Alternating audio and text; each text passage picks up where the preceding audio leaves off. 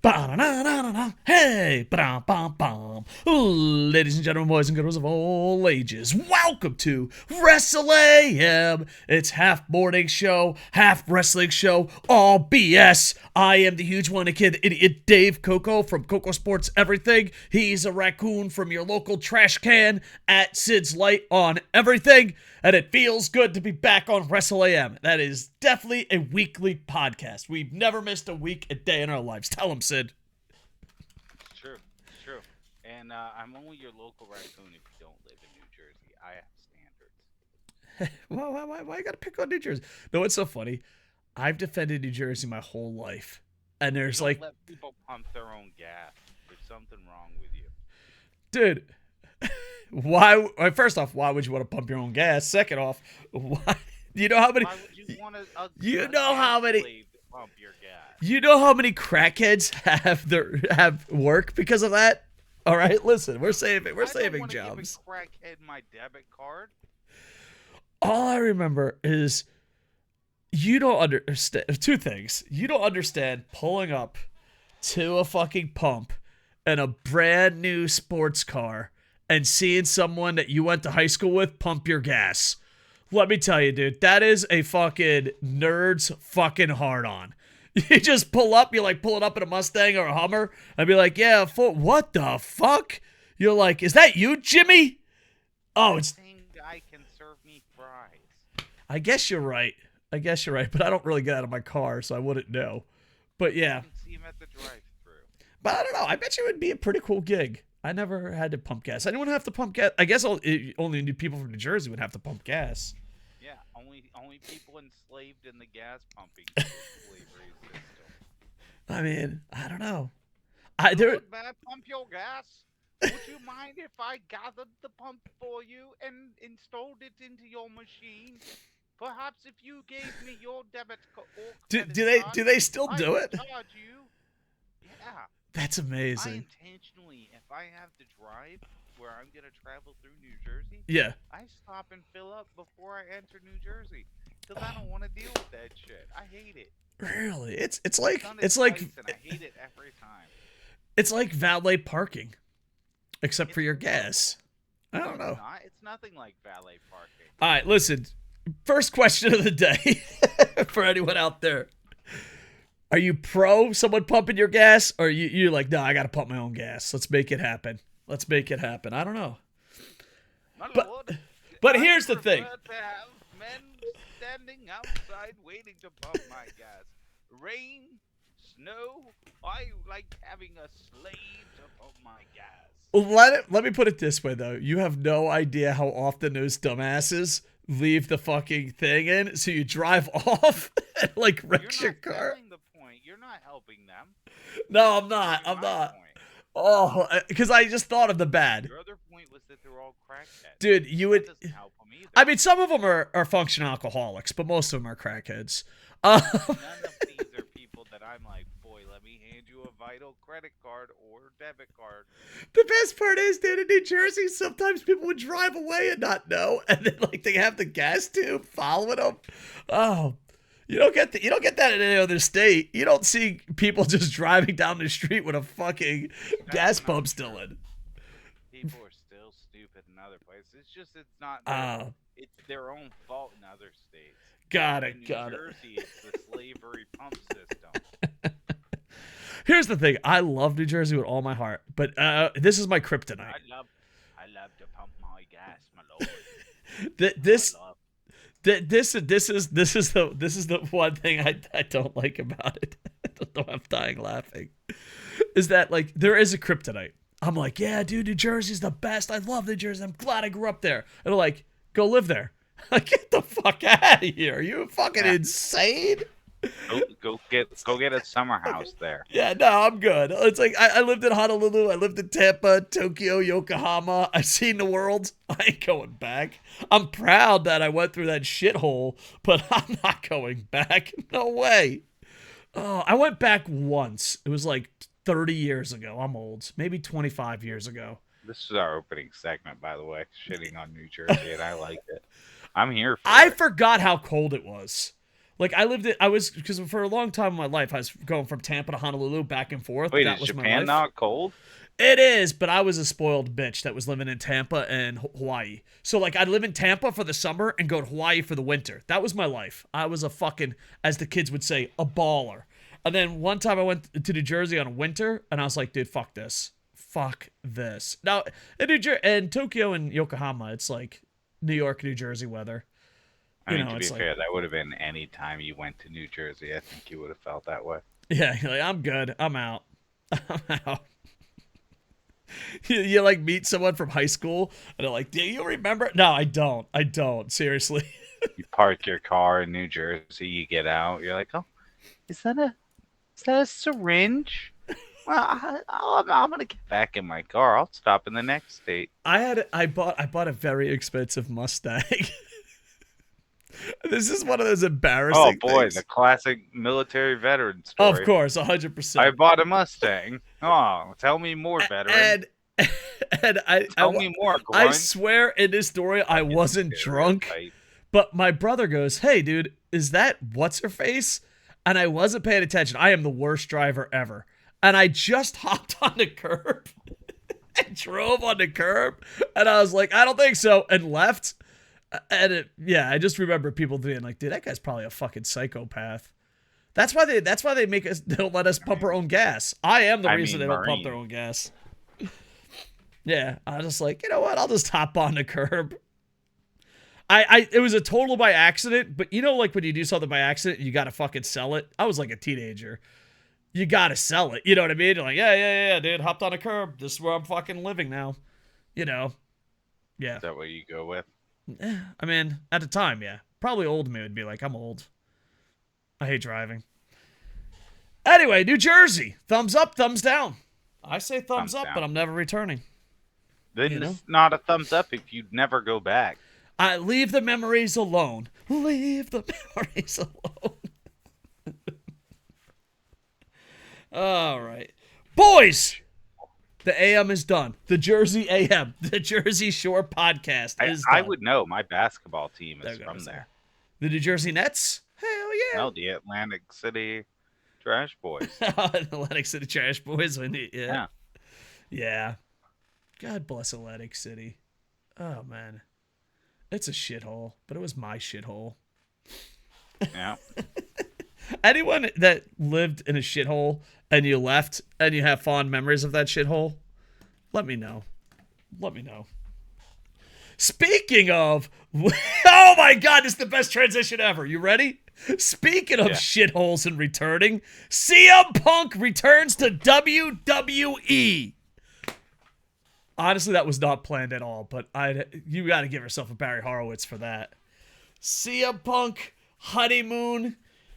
He's right now. He looks happy. He says he's happy. He looks like he has tears in his eyes. As someone in the military, you know, he's like, look into my eyes. And as someone that served in the military and seen people beaten down and have no soul left, that's what their eyes look like. That's what their eyes look like. He's just like glassed over. No, he's not beaten down. He's at his dream destination now. He's in the big leagues again. It would be like you always shitting on your ex.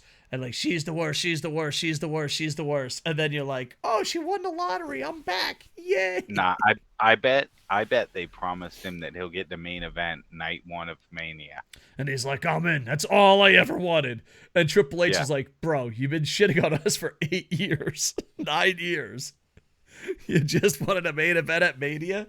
It's like, I was shitting on Vince's WWE. I never shit on Triple H's WWE. Actually, he has a bunch. Has he? Yes. You know what he's like? He actually shit on Triple H more than Vince, I never to be honest. shit on Endeavor's WWE. Yeah. He's like, TKO, that's what I was waiting for. Go TKO. Oh, man. There is rumors that he has a behavior contract. That is hilarious. How bad do you have to be at your job to have behavior contracts? Bad enough that most people in the normal world get fired. Yeah. So And they You don't say, get hired and get given a behavior contract. You get given a behavior contract as a last step before termination. yeah. So And I don't know how you get hired with it. That's pretty bad. yeah, it's like, yeah, you got a reputation, pal. Here you go, sign this. Oh, that's too fucking funny. But he's back. He's not for friends. He's for money. Because, remember he was talking about a union? I'll be the dollar and cents. Remember when he was talking about a union? Whatever happened to that? Oh, he's still gonna do that. Of course, he's working on it. Him and Triple H sitting down. He's bringing in Nick Khan. He's bringing in TKO. He's like, hey, you guys run the UFC. Let's talk unions. Mm-hmm. He's on. Somebody just needs to ask him about unions. I can't wait for him to go wrestle in Saudi Arabia. Oh, it's gonna be fantastic. That's the moment that is gonna be the ultimate of, haha, you stand for nothing. Yeah, WWE wins on this though. I talked about this in a YouTube video, but I'll talk about it real quick. All right, first off, they brainwashed fans forever. Second off, they use this as a point, and then they get a bunch of reactions that are super positive, and then they share it on the big television.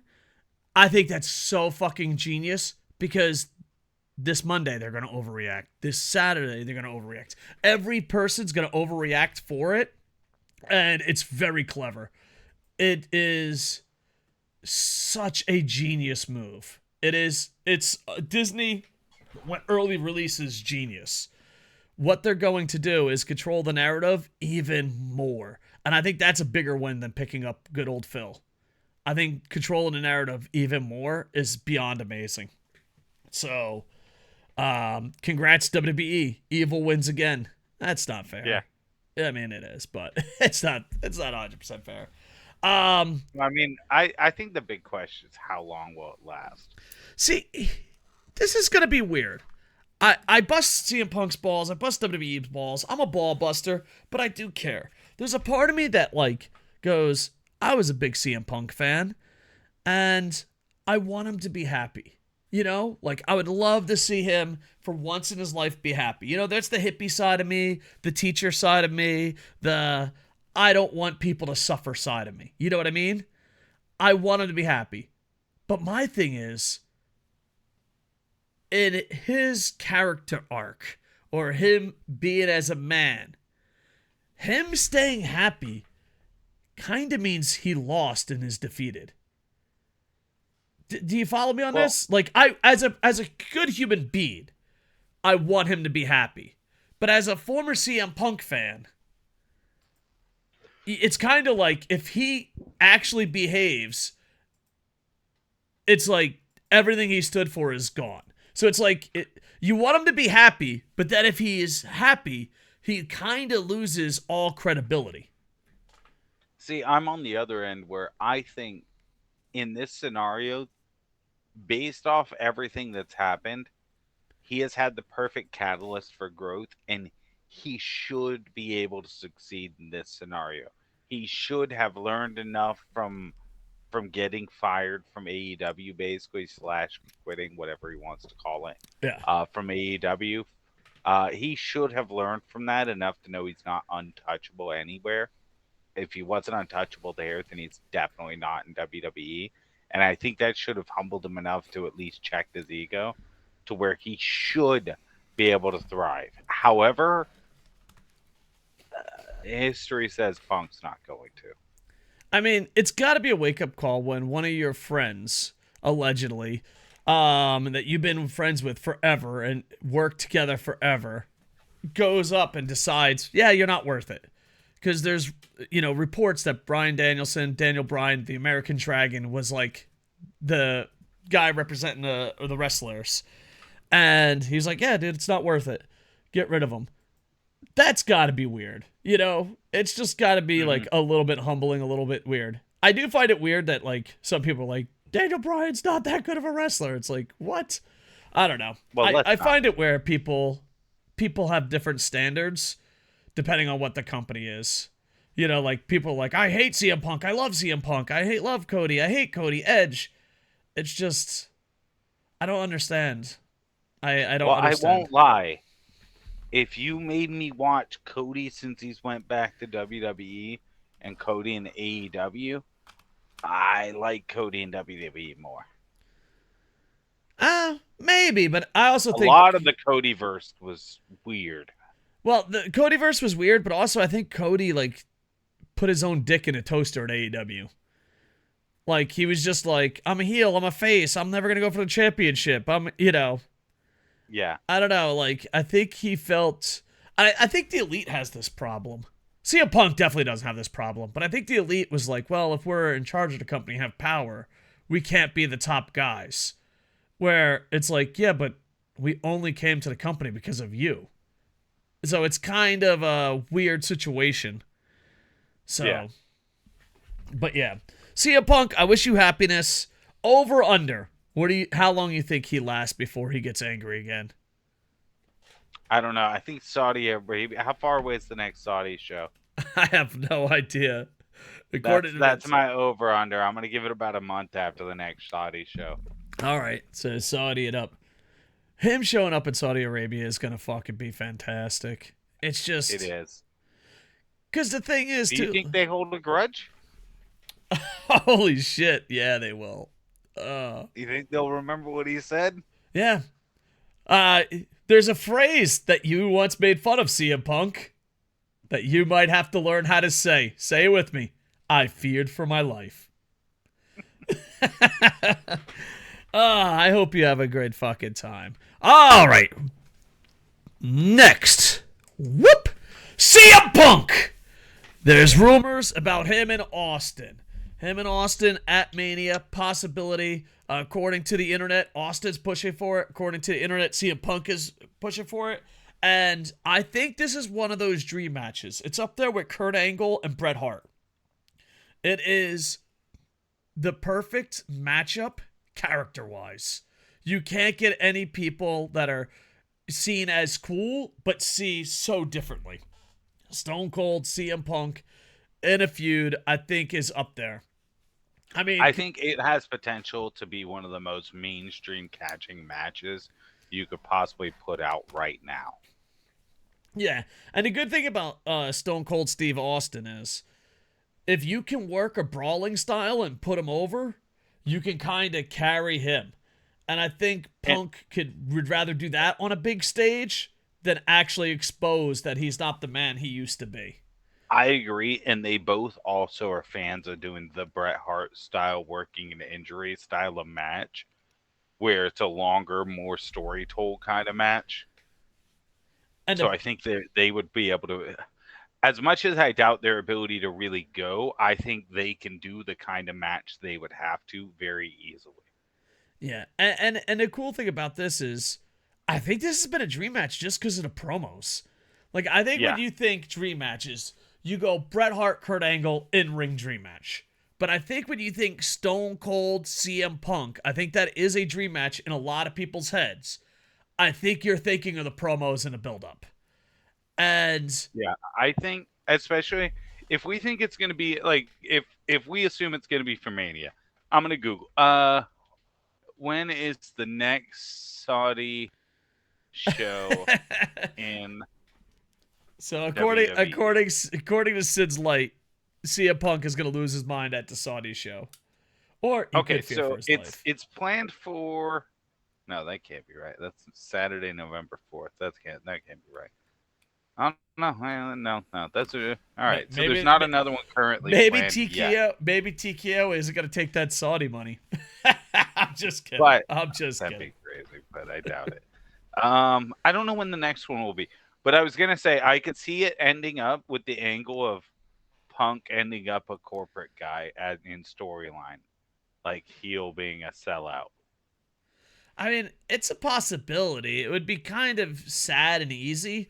I think it would be better of like you got a drinking problem, I'm straight edge. I think that would be a better storyline because the corporate guy versus the sellout guy.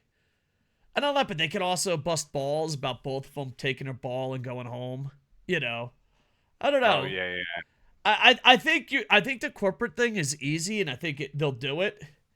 But I think there's a better storyline for good writers and good Ooh, speakers.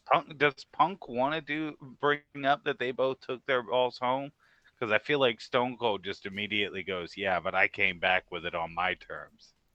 Oh, that's good. That's fucking good. And then you could just play the Limp Bizkit song. He did it all for the nookie. I don't, yeah, that he could do that too. I mean, it's up to him. But no, what was the other one? Fuck. That Rock and Stone Cold always looked at each other and Great played it. stuff. Oh, Yeah. gotta have faith. Gotta have faith. I don't know if that's That the one. song. I have no idea. Fucking, it's the song they always play when Stone Cold and Rock look to fake it eye to eye. It's Yeah, that like was did it my definitely way. faith. I think it was like My Way by I don't know. I'm not a music guy. But No, anyway, no, that song. Limp You gotta have Bizkit has faith. to come back for this feud. Okay, that's it. We got to bring it back. It should be interesting.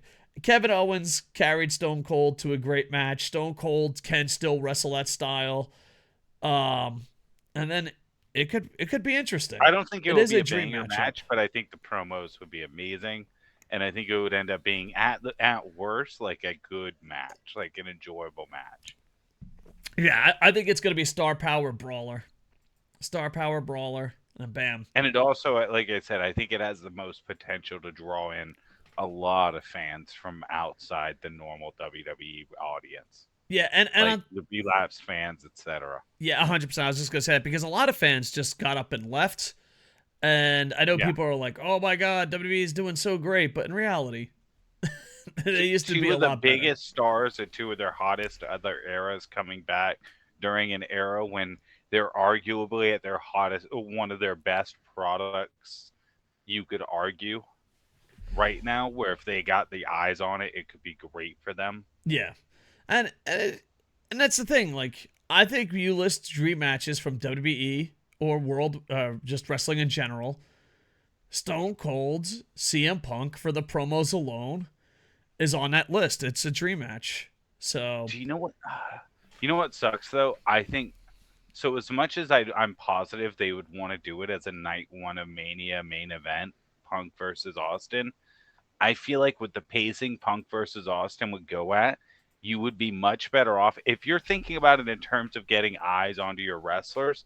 I feel like you'd be much better off after the Punk versus Austin match, putting on like Rhea Ripley versus another crazy good worker in ring, and just having a fucking barn burner like she did with Charlotte last year at Mania, so that anyone who watches for that match that sticks around has something else they can see that'll keep them watching, that'll get them sort of hooked on something new and big. yeah, I don't think this is a main event. Stone I Cold's came think I back. think they It's would not a main want it event. to be a main event. I think it's a selling point. I don't think it's main event. I think a title match is going to be the main event. I could be wrong. I think the title match is the main event night 2 guaranteed. Yeah. Roman night 2 main event guaranteed. I don't know. I don't see Stone Cold CM Punk main eventing. Because if Stone Cold Kevin Owens didn't main event, why would this main event? That's a good point. Yeah, I don't think it main events. I don't think CM Punk. I don't know though. Punk's always wanted to main event a Mania, and I think this would be his best chance to push for it. Yeah, Could that be the honeymoon breaker? could be. Because then you also got Seth Rollins and his belt. Because a lot of people thought him and Seth were going to go at it because they were building up to it. Yeah, I still Oh. wonder if they're gonna have him and Seth drop that belt to him. And as a New Japan fan, dear Triple H, do not put key matchups as triple threats because it never fucking works. This is a dream match. Seth Rollins versus CM Punk. All right, it's got fucking some fucking behind the scenes bullshit added to it. Both matches are better than if you put Seth Rollins right in the middle of that. Don't do it. Don't do it. Trust me. Trust me, it doesn't work out. No one fucking cares. So, there you go. Well, okay, Raccoon, before we go to the next segment, you're a booking man. You got the booker cap, all right? They pull you up. Who are you putting over? Stone Cold or CM Punk? You put over Punk. Yeah, see, God, Punk's still going to be active. that's true, but That's why I think you put over Punk in this scenario. but you also got to look, when Brock came back, he had to put someone over. And I think it also tests if CM Punk is a team player or not. I don't know. I think I put Stone Cold over. Because when Brock came back, he had to put someone over. It still blows my Here's mind. the question: do you put him over clean? Well, I mean, as clean as a Stone Cold match can be. I mean, there might be a beer truck. There might be a stunner or two. I mean... Yeah, or do you have whoever would be Punk's next feud be the one that caused Nah, I would wait till Monday for that. No? Yeah, Even if it was someone like Dom Dom that would just get nuclear heat off it? It would, but the problem is you're taking away from Mania. That's true. Yeah, you know, it's like you don't want Stone like Dom Dom is crazy over as a heel. You don't want Stone Cold's maybe last match, biggest match. I don't want to say biggest match, but a big match in his career. Most likely final. Last. Yeah. To be fucking be like, hey, remember when Dom Dom fucking ruined it? You know. I mean, because like Dom Dom doesn't ruin anything. Dom Dom makes everything better, okay? I absolutely love Kurt Angle. But the fact that he retired to fucking nobody blows my fucking mind. Oh, and it disappeared. Yeah, I know. Calm down, John Cena. Don't ignore it. All right, I'm ignoring. Yeah, just don't talk about it. Don't talk about it. All right, don't worry. Dude, we won't bring it up that you just totally disappeared. It's fine. Just get Audio. Audio's like, hey, we're acting normal. Everything's fine. Normal. No need to panic. Cool. Everything's cool. Who the hell did Kurt Angle lose to? Kurt Angle? Yeah, his final match. It was like on Rey fucking Mysterio. Sunday Night Heat. No, I don't think so. Someone way worse than No, that. it was Rey Mysterio Jr. No, I am 98% sure it wasn't. All right, Todd you know what? McFarlane Sr. I'm not a big fan of your fucking sassy attitude. Kurt Angle's Dominic Jr. last It was Logan Paul. WWE match. No, it was someone completely fucking worthless. Shane McMahon. Who did Baron Corbin. Baron fucking Corbin. There it is. Last fucking match was I just had to Baron say Corbin. random names until I remembered. When you said someone useless, that really jogged it. Rumor has it he might be a woman. I mean, that's what you were Google searching about. Dude, he worked me, guys. I was doing tech support for Koco. I opened his browser. The last thing he had Googled before I linked in was, is Baron Corbin a woman? No, because like for some reason, I don't know Baron Corbin's update, and for some reason Sid was convincing me that Baron Corbin had a sex change, and I was like, all right, man. And then I Google searched it. I don't know what he's talking about. And this I is Google his searched bullshit it. story, but I'm telling you, it was in his search history. Yes, He thought because Baron you told Corbin me. was a woman. You told me Baron Corbin turned into a woman, and I was like, all right. So someone just tells you, type in. Yes, that's how you Baron Corbin a Google it. woman. That's what Google You would exists. just type it. You would believe someone if they told you that. Listen, Just type why would a dirty Which raccoon? story's more believable, people? Why would a dirty raccoon who pumps his own gas lie to me? I'm just saying, what sounds more believable? What do you guys believe more? That he searched is Baron Corbin a woman and got caught? Or that I told him to search is Baron Corbin a woman? No, you said Baron he did it? Corbin transitioned into a woman. And I said, really? And I Google searched it. And then you busted my balls. I fell for your fucking trap. All right? There was cheese, and I fucking fell for it, and I'm dead. There you go. This is a good cover. Pretty clever for a Marine. But Thank I you. mean, Thank you. I want to know the real reason you thought Baron Corbin was a woman. Because I was told by a friend. I trusted you, man. I trusted you. All right. Bam! Next topic. Did AEW save wrestling? Did AEW save WWE? Sid? Yes, but why yes? I would say, yeah, definitely, because AEW was a real enough competitor that it provoked changes to happen. A lot of changes started happening because of AEW existing, and I think one of the biggest ones is guys getting more money and demanding more money. Yeah. And I think that has been huge and great for wrestlers. And overall, wrestling's been, I would say, in one of the best periods in terms of quality of overall wrestling you can get access to, has been in one of its best periods overall for a couple years because AEW forced WWE to change, and I would argue that TNA has improved because of it as well. Yeah. And of course, pro wrestling nerds are always like, I wish wrestlers made more money. Well, thanks to They AEW, do now. they are. And here's the second thing. I only think, did it save pro wrestling? I think it saved WWE. Think about it. When is WWE fans, us together forever in the butt, or whatever their fucking slogan is, when are you most defending WWE? When WCW was around. WCW went down and it fucking tanked. And then you guys are like, oh, fucking WWE never. Dude, what are you talking about? WWE has hit hard times before, right?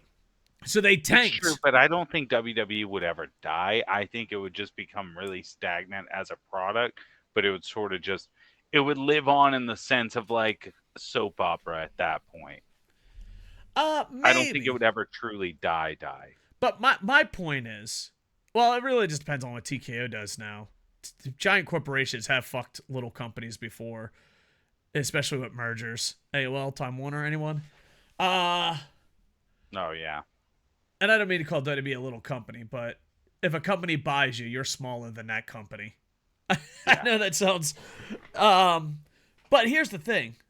With AEW, there's so many people. There's so many people that are pro WWE that were not watching the product. And it shows. It absolutely shows. So I think it saved pro wrestling, and I honestly think if you despise AEW, and there are people out there that despise AEW, WWE benefits from that. WWE benefits from that so much. It's like there's fans out there. Go to an average Twitter guy that tweets about AEW sucking and WWE being good, right? Go to him. He can't celebrate a WWE win without bashing AEW. That means when AEW is gone, he will have nothing to talk about, and he will be gone. Anytime they have some legit competition, and people are like, oh, there ain't legit competition, it's like they're changing the way they do stuff. It's legit competition. I mean, you can look at it with how immediately, like, they're like, oh, a Survivor Series defeated the Collision Continental Classic Rampage Collision Double Show in the head-to-head. And it's like, you mean to tell me a WWE Big Four pay-per-view that was rumored to have a massive Chicago return outperformed the show just nobody cares about for AEW? I know. No. How are you gonna outperform R-Truth? Come on, get your shit together, internet. You're telling me CM Punk's old show lost to CM Punk's new show? But here's the thing, like, if it wasn't for AEW, I think a lot of these companies wouldn't have the fire under their ass to do it, and competition is good. And there are a bunch of fucking losers out there that have nothing going on in life except rooting for number one. I have an Apple. It's like they have no personality. That's all they got going for them. And I think it encouraged TNA, but in the sense that I would wager TNA felt more like, if they're doing it, why can't we? 100%. Not as like, oh, look at those two titans, but more as like, we can do this too. Yeah. And it's just a situation that I think they saved pro wrestling, but above that, I think they saved WWE. I think without AEW, 98% of WWE fans don't fucking tweet, don't fucking mention it, don't. Without AEW, you don't have CM Punk right now. Yeah. And just flat out, you don't have CM Punk right now without AEW. And all that, but like, would TKO lean towards the better product? Like, TKO chose Triple H over Vince McMahon, and I feel like most pro wrestlers, WWE or pro wrestling fans, think Triple H's WWE is better than Vince McMahon's WWE. I think everyone could agree on that. Yeah. There's no way TKO picks Triple H over Vince if there's no AEW. Why would they? They don't have to fucking... they are the hottest thing in town. So, to me, it's crazy. Because, like, let's say all these fans get what they want and AEW goes under. Do you really think they're going to re-sign your favorite? You think they're really going to give a fuck what's popular and what's not? LA Knight's run does not exist with Vince McMahon at the helm. If you like LA Knight and you don't think AEW had anything to do with it, that's fucking insane. There's no fucking way LA Knight in a million years gets his push. You were about to say something, Raccoon? Wasn't he a TNA guy? He was a TNA guy, but you don't think... Okay, let's play the AEW doesn't exist, Vince still has power. All right, you have a TNA guy, and he goes out there and goes, yeah! Yeah! Vince is like, I don't get it, and squashes it, and he has to fucking go under to everyone. Don't believe me? Ask Zack Ryder. You know what I mean? Oh, yeah, you don't get over on your own. There's no fucking way LA Knight succeeds without AEW competition. None. The fact is, Vince would be fucking beyond pissed. Did this motherfucker from Impact and NWA try to get over on his own? John, get out there. He's like, I don't even work here anymore. Get out there, John. Get out there. Or else. Yeah. So, and I think there should be a competition in everything. The more choices, the better. And I do think, even though I hate tribalists, they wouldn't exist if AEW goes under. If AEW goes under, they're like... Because the thing is, we've seen it. Us older fans have seen it. WCW went under. And a lot of people are like, oh, WWE is more people watching out. No, it's not true. Statistically speaking, it is not true. The Invasion has lost so many fucking fans. It's ridiculous. If you go up to anyone that's older and say, hey, man, you used to watch wrestling? It's always two answers. You ready? It's, I did when I was a kid, and then I touched the vagina, and I was like, I never want to see a pee-pee again.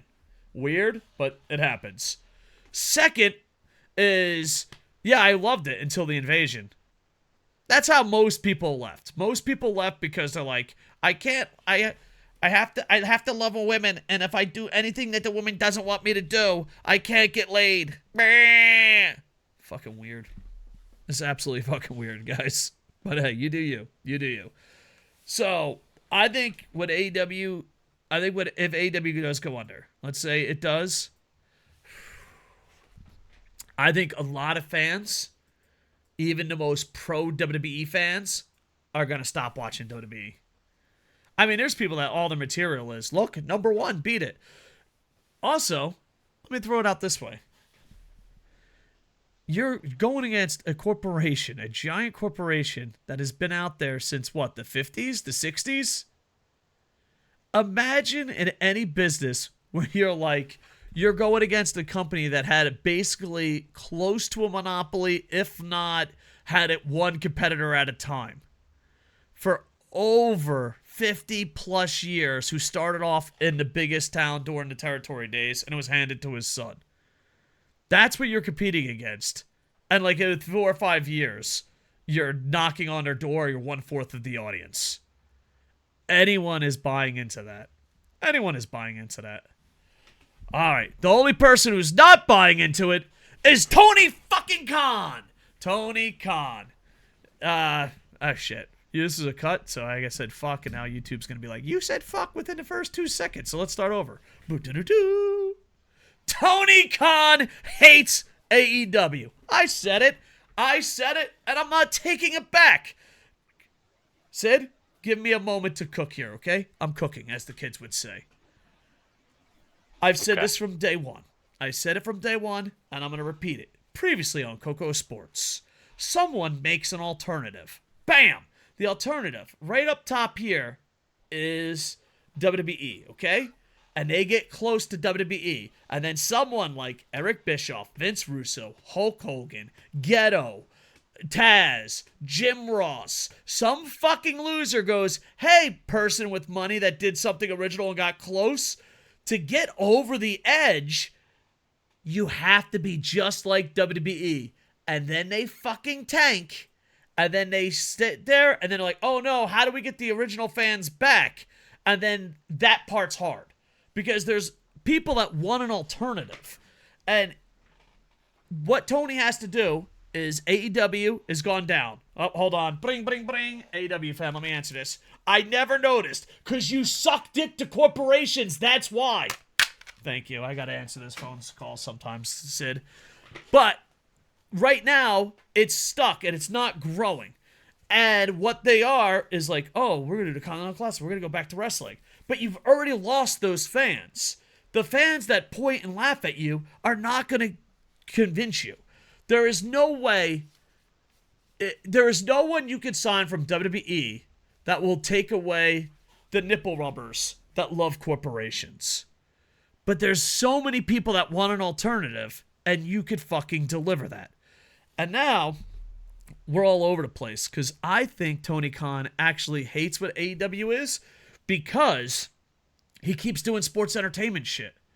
The records matter. Remember that? That's gone. We had a champion defend a belt against someone that hasn't won television in 4 years and is 0-5 on title chances. How do records matter? How do records matter? And on top of that, if Tony Storm was in WWE, every Tony Storm fan would hate the new gimmick. But because it's like, oh, all I'm saying is go back to fucking basics. Kenny Omega said it. Go back to what the original plan was. And hopefully you'll win some of those old fans back. That's what we're doing. You can't out WWE the WWE 4 or 5 years into it. It's stupid. Don't do it. Become an alternative. That's what you were supposed to be. So that's what I'm asking for. And now Tony is stuck in the old, we tried to be just like them and lost fans, and now we're stuck. Now that's when you decide if you're going to be a good businessman or not and turn it around. You also had in a press conference, you went on, oh, if you want sports style, prove by watching it. So, whoa, Tony, let me get this straight. You took off like a bat out of hell because of sports style and records matter. You fucked up by listening to Jim Ross, Taz, and the other fucking losers in the back. You come crashing down, and now we have to prove it? You've already fucking pissed on us, and now sports fans, wrestling fans have to come back and carry your ass? How about you fucking prove it to me, Tony? How about you fucking prove it to me? There you go. And Ed, what's his name? Who's the guy that used to be bald and now isn't bald? He just recently quit. QT Marshall. QT Marshall. I knew QT Marshall for so long that I remember when he was bald. QT Marshall's like, oh, I'm quitting because they're more like New Japan. I'm thinking that's a fucking work because they're trying to win over sports fans. Yeah, so I do find it interesting that they turned their back on wrestling fans to be more sports entertainment, and now they're challenging wrestling fans. It's like, Tony. Well, I still Tony. firmly think they should retool and reassess the whole Rampage, Collision, and Dynamite thing. After Punk's gone, there needs to be a point where they're like, all right, we have 6 hours of TV. We have our core product that we were trying to do, and then we have this other one.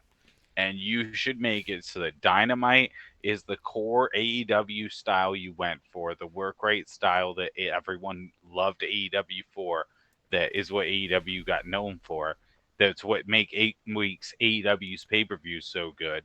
You do that on Dynamite. You use Rampage to do all the ROH bullshit you want to put on. All your can I just add versus something, sir? AEW. Yeah. I love Rampage.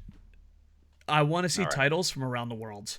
There was a time where Rampage was 3 title matches from CMLL, AAA, New Japan, all around the world. ROH, chef's kiss. Bring it back to that. Go on, hot tag to you, sir. I'm Team Rampage. Okay. But I would just that's where I would put on the ROH shit. That's where I would put that. And I would make my sports entertainment product Collision. I would just make that sports entertainment oriented. It's on Saturday. It's on a day where WWE, if they're not running a pay-per-view, you're going to have their audience if you're running sports entertainment that day. Yeah. I agree and disagree with you. And this is why I agree and disagree with you. It's kind of like what SmackDown and Raw were supposed to be. There's outside of Paul Heyman beating Vince and getting fired, SmackDown and Raw has basically been the same show for a long, long time. I think it's going to run into that problem. Well, I mean, the problem is it sucks now. Yeah. Well, I'm hoping. I know this is going to sound bad, but sometimes you have to take a step back to grow. I think if Tony Khan takes a step back, I don't know, it's probably impossible. I'd get rid of fucking Collision. I'd just be like, hey, didn't work out. CM Punk won. Yay. You know what I mean? That's what I would do. And I'd also Honestly, get smaller if arenas. I were him, if I could swing it, I would try to, during the renegotiation of rights and contracts, Yeah. I would try to just get Collision changed to be ROH. Yeah, and it is an interesting time because I know they might get ECW'd.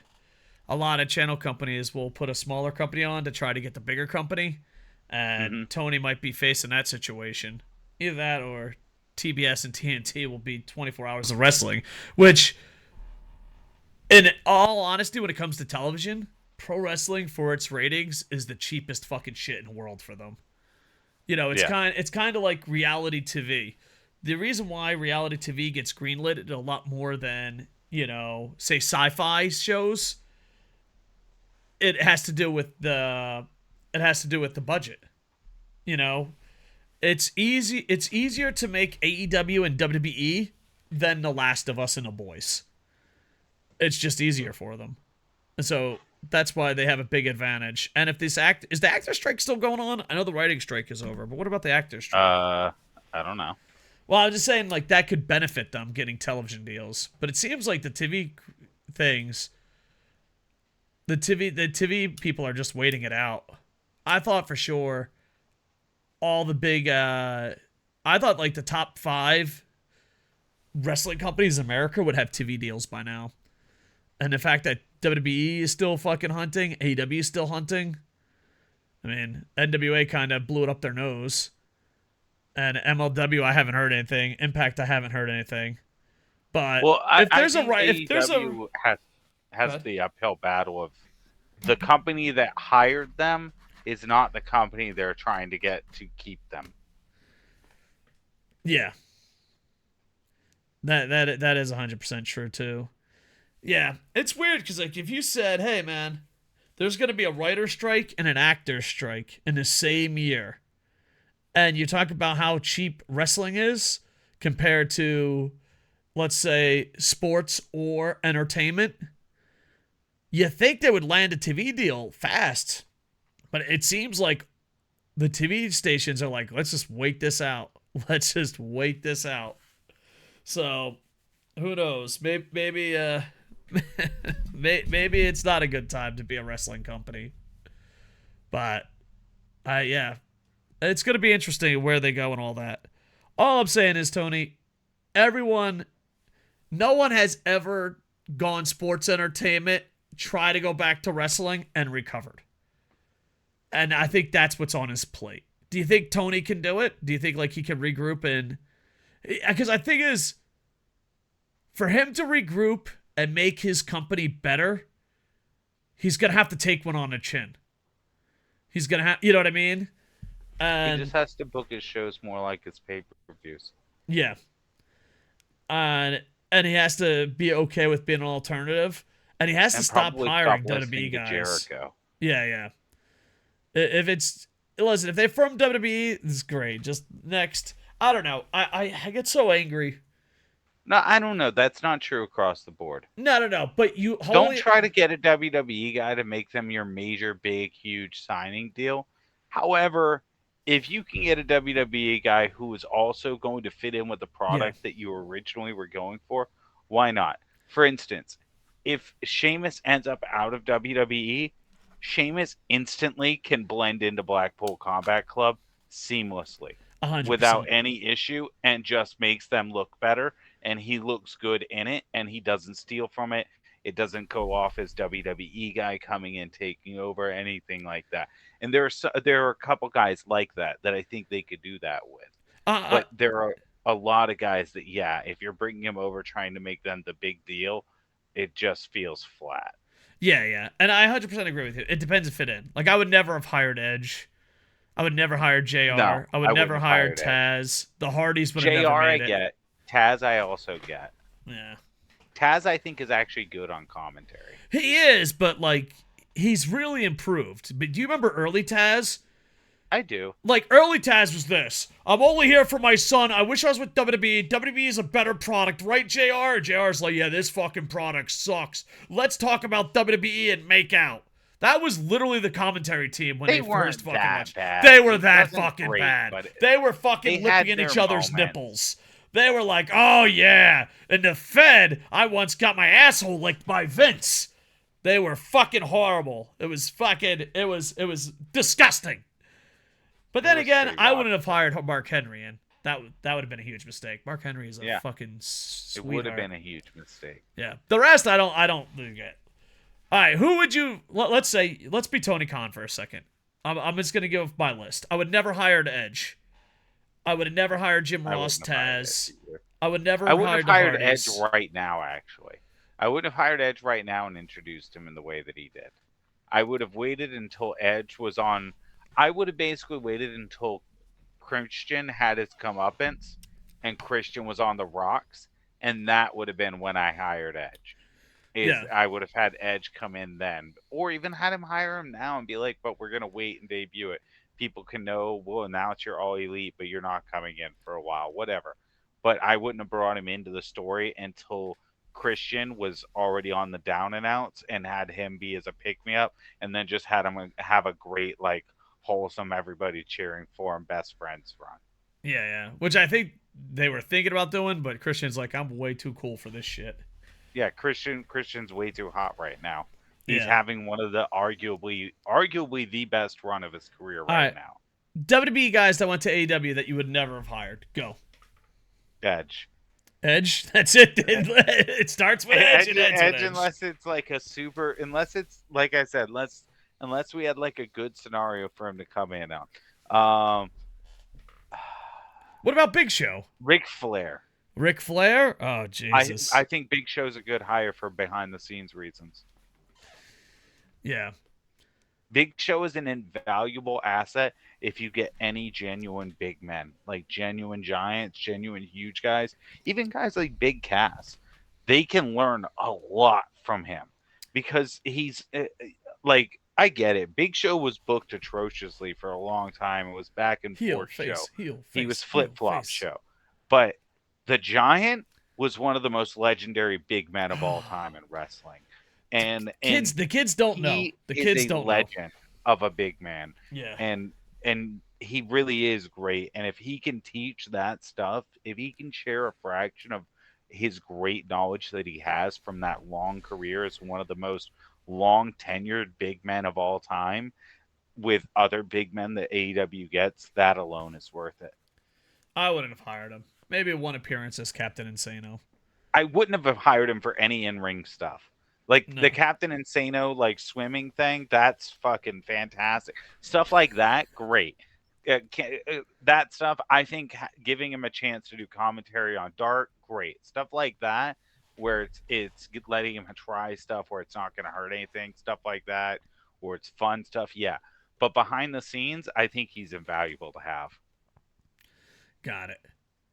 And now they're trying to bounce back. They're bringing back, like, hey guys, we're a pro wrestling company. We want the pro wrestling fans back. Honestly, that's sports entertainment. AEW brings out the Continental Classic, the G1 clone, a.k.a. the E1. Get it? E1. Privates. And, yeah. We did it. This is going on right now. It's still pretty early on. I, as a New Japan fan, an old head of tournaments, cover tournaments all the time on YouTube, KocoSports, love everything about this. It's a basho. It's a round robin tournament. They don't have an evil type character in there. They don't have a Yano type character in there. There's no run-ins. What's that? They have evil characters. Who's the evil character? A guy that can't Jay wrestle. White's really evil? No, because he has talent. I meant evil to wrestle. Yeah, they're evil. They're bad guys. Okay. listen, Evil the wrestler has no talent. That was my point. But yeah, overall, Eddie I'm super Kingston. pumped up for this because a lot of people are like, oh, they're stealing from New Japan. No, they're not. They're stealing from New Japan when New Japan was on top of their fucking game. That's what they're stealing from. So I absolutely fucking love it. You, not as big of a Japan nerd as me. What's your first thoughts on the Continental Classic? And then we'll do predictions.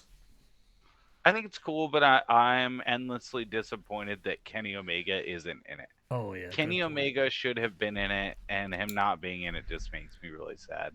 I get it. Even if it's his choice, it still bums me out as a fan. Because to me, Kenny Omega is one of the best wrestlers of all time, and I would have loved to have seen him put on some bangers. Yeah, and I guess I want to add to that. I'm shocked they don't have someone from New Japan, especially with the World Tag League going on. I'm Yeah. getting so sick of companies You working couldn't have- together. This and would fuck have been themselves. the perfect time to have got Ospreay. You bring in a Will Ospreay, Okada, a Shingo, someone that can fucking go in North America, but then FTR is wrestling nobody. How do you not have an Okada, a Shingo, or someone that's top tier fucking talent, New Japan side of the house, even a Will Ospreay, if you will, in a Continental Classic, but you also don't have FTR in the World Tag League? Fuck you, you're not working together, you're perverts, and you're doing it wrong. Thank you. All right, let's break it down. Now that I think there go ahead. I think there are just a lot of missed, how did this wrestler not get in? To me, how do you not? This, I thought beforehand, Takeshita 100% was going to be in this. Yeah, You me don't too. have Takeshita. You don't have Kenny Omega. You couldn't have got, this would have been the perfect opportunity to have had. Jay Lethal, you can easily say is your guy who is like a TNA guy. You can easily say Mark Briscoe is your ROH guy. You have a bunch of different guys that you can say are good representatives from this company, and you couldn't have shoved in just call me crazy. You couldn't have shoved in Takeshita to be your DDT guy and tried to get Nakajima to be in there and Man, Nakajima would've been basically off the- kayfabed it as he was your Noah guy, and then had All Japan. tried to get Will Ospreay or someone from New Japan. Yeah, it would have been fantastic. But here's the thing. I don't think, looking at this roster, and we'll break it down, I don't think there's anyone that I would consider a shit wrestler. I think not at that all. there's Not no at all. They're all Yanos, good there's no wrestlers. Taguchis. It's just they're missed opportunities, I think. Yeah. And hopefully they'll improve, and hopefully New Japan, and because I'd love to see a top tier AEW tag go to the World Tag League, and I'd love to see a top tier singles guy go to the Continental Classic. And the timing is more perfect. Okada's sitting on his ass, Shingo is sitting on his ass. Naito, well, we can't send Naito to America. They won't allow that much duct tape to go through customs. But you have these great athletes sitting on their ass, and who does FTR going against? FTR's like, I'm going against 2 high school cheerleaders. It's like, dude, what the fuck is going on? Work together or don't work together. But anyway, let's break down who they do have. Claudio, Brody King, Bryan Danielson, Andre El Idilio, perfect, dude, nailed that Spanish, Daniel Garcia, and Eddie Kingston. Eddie Kingston's also putting up his New Japan Strong title and his ROH World title, and that is the Blue League. Pretty solid. I think it's going to be Claudio and Bryan Danielson at the end. I don't know. I think Bryan Danielson's going to win it, but I'll be rooting for Claudio. What's your thoughts on the Blue, and who do you think's going to win? I think Blue is going to end up coming down to the final match. I think it's either going to the big thing it comes down to is going to be either Claudio Bryan or Claudio Eddie. Oh yeah, we could have Eddie. That's interesting. Claudio Eddie wouldn't be that bad, and I don't know how healthy Bryan Danielson is. Plus, he'll also be at 1-4, so I don't know. That is kind of interesting. The Blue League is interesting. All right, is there anything else you want to talk about the Blue League, or off to the Gold League? Well, was it Daniel Garcia? Was he the one who had the feud with Bryan for a while? about whether he's a wrestler or not? Or was Yes, that and Ricky sports Starks? entertainer. I'm pretty sure it's the Yeah. same guy, but I might be pulling a fucking racisms. I don't know. There are a lot of good possible ways I could see this go, especially when you think about who wins the overall thing. I think Blue League's a lot harder to predict who wins it than Gold League. Got it. And the thing is, too, like, if Claudio wins it, Daniel Garcia, no matter what his record is, could be the one that stops Bryan Danielson from going on. And that leads to a Yeah. feud later down the line. So, and that's what I love about the tournaments is, like, you can build stories around it if you know what you're doing. Or everyone can be middle of the pack and you can have half the fucking talent be shit. Actually, you know what, though? I'm shitting on Ghetto a lot. Can I say one thing? No one's watching it, but the World Tag League is probably one of his best booked tournaments in a while. Because, like, here's the thing. If you only watch one tournament, you're like, that's great. But if you watch all the tournaments in New Japan, it's the same But fucking on tournament. to the AEW Gold League. To the Gold League! This isn't a New Japan segment. Well, hey, dude, you steal the G1, I talk New Japan. It's only fair. It's only fair. It's only fair. This isn't the G1. It's only got 2 leagues. G1 will probably have 8,000 men. Gold League. You got John Moxley, Swerve Strickland, Jay White, Roosh, Mark Briscoe, and Jay Lethal. And this one is tough, but I think Swerve Strickland, Moxley are going to be the final 2. I think Swerve Strickland is hot as fuck, and maybe that's the guy you got to go with. I don't know, because you could also have Moxley be upset by someone to build a match there.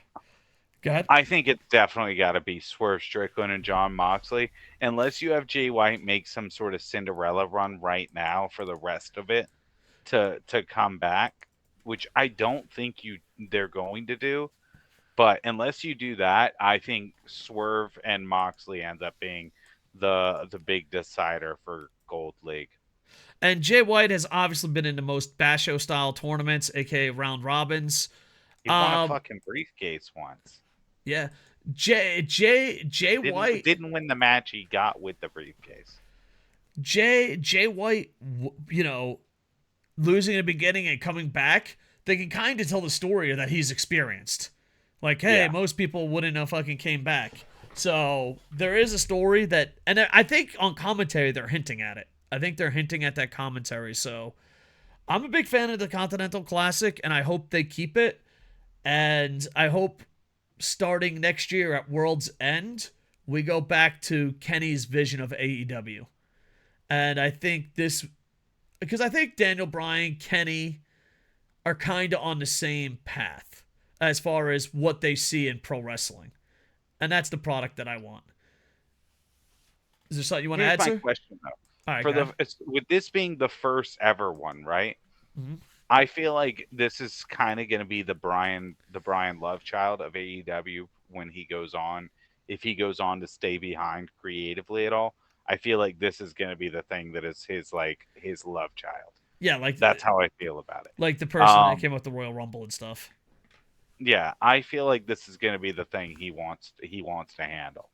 So with that in mind, do you think it's better to have the finals end up being something like John Moxley and Bryan Danielson, where it's cementing it as like 2 of their absolute top guys, undeniably just masters in the ring, 2 guys that you could argue could easily be their aces if they wanted to?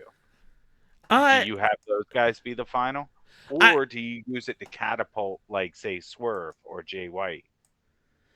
I think, you know, if you go business wise, it makes sense Moxley and Daniel Bryan winning it, and then it's like, hey, I couldn't go to G1, but I stole the idea, and now I'm gonna do it every year. That kind of is the safe bet. You know, if Vegas is taking bets, that's the safe bet. But I think there is way too much momentum, and he's so talented that I think Swerve Strickland kind of benefits making it to the finals. And plus, you don't have a Combat Club versus Combat Club. But hey, maybe that's their thing. True. So that's true. I honestly, the thing with how Combat Club is set up is too, you easily, okay, so hypothetically, say Moxley and Bryan, like, they're talking beforehand. They have a backstage segment where they're talking, where like they're both in the heads of their group. They're like clearly gonna on the track, and they're talking like how they're looking forward to facing each other in the finals. Like they're basically like they're sure it's gonna happen because they're that confident in each other and themselves. At that point, even if Swerve beats Moxley and Swerve's the one guy to give Moxley a loss in his whole group and is one of the few guys to cleanly beat Moxley at that point, which instantly is an elevator. He could then lose to Bryan, win to Bryan, it wouldn't matter. Afterwards, Bryan and Moxley could easily have a good feud for just a competitive feud, just on the we're Blackpool Combat and we just want to compete just to see who's better right now. Yeah, definitely. It would definitely be interesting. My dream matchup, like booking aside, just in ring wise, would be Swerve Strickland and Claudio. What's your dream matchup? Like, not overthinking it. For the finals? Yeah. Oh man, that's tough. I think for the finals, for me, it's probably Swerve versus Danielson. Got it. So Swerve is hot, and this tournament could put him over the top. You know what I mean? And not only that, but like, I could see him being the next champ, and everyone being happy with that. I think Swerve. I think Swerve being next champ makes everyone happy.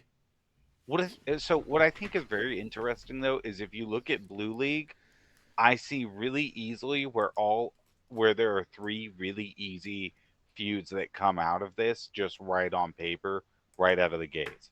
Claudio and Eddie is long standing. This is long awaited.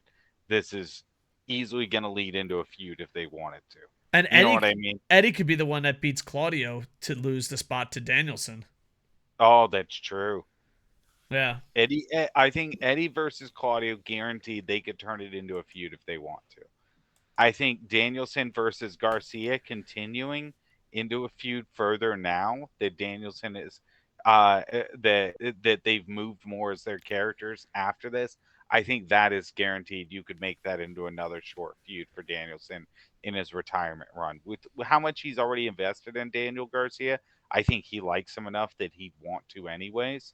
Yeah. So I could see that being a thing.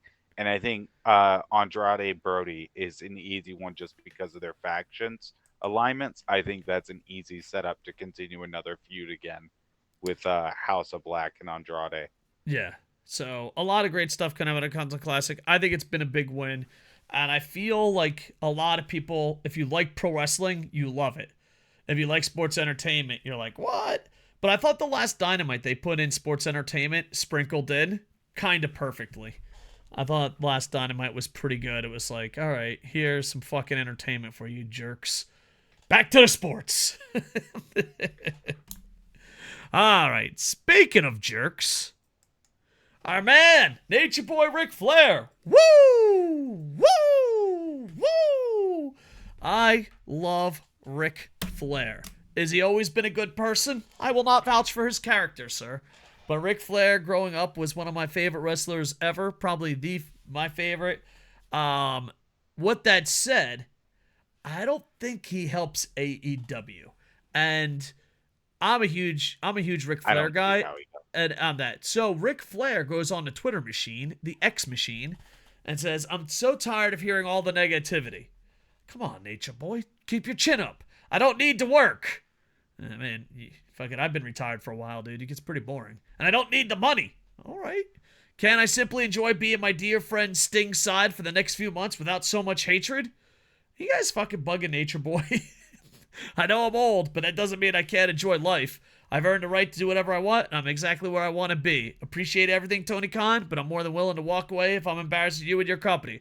All I can say is I'm sorry. So you know he's definitely not sober tweeting this out.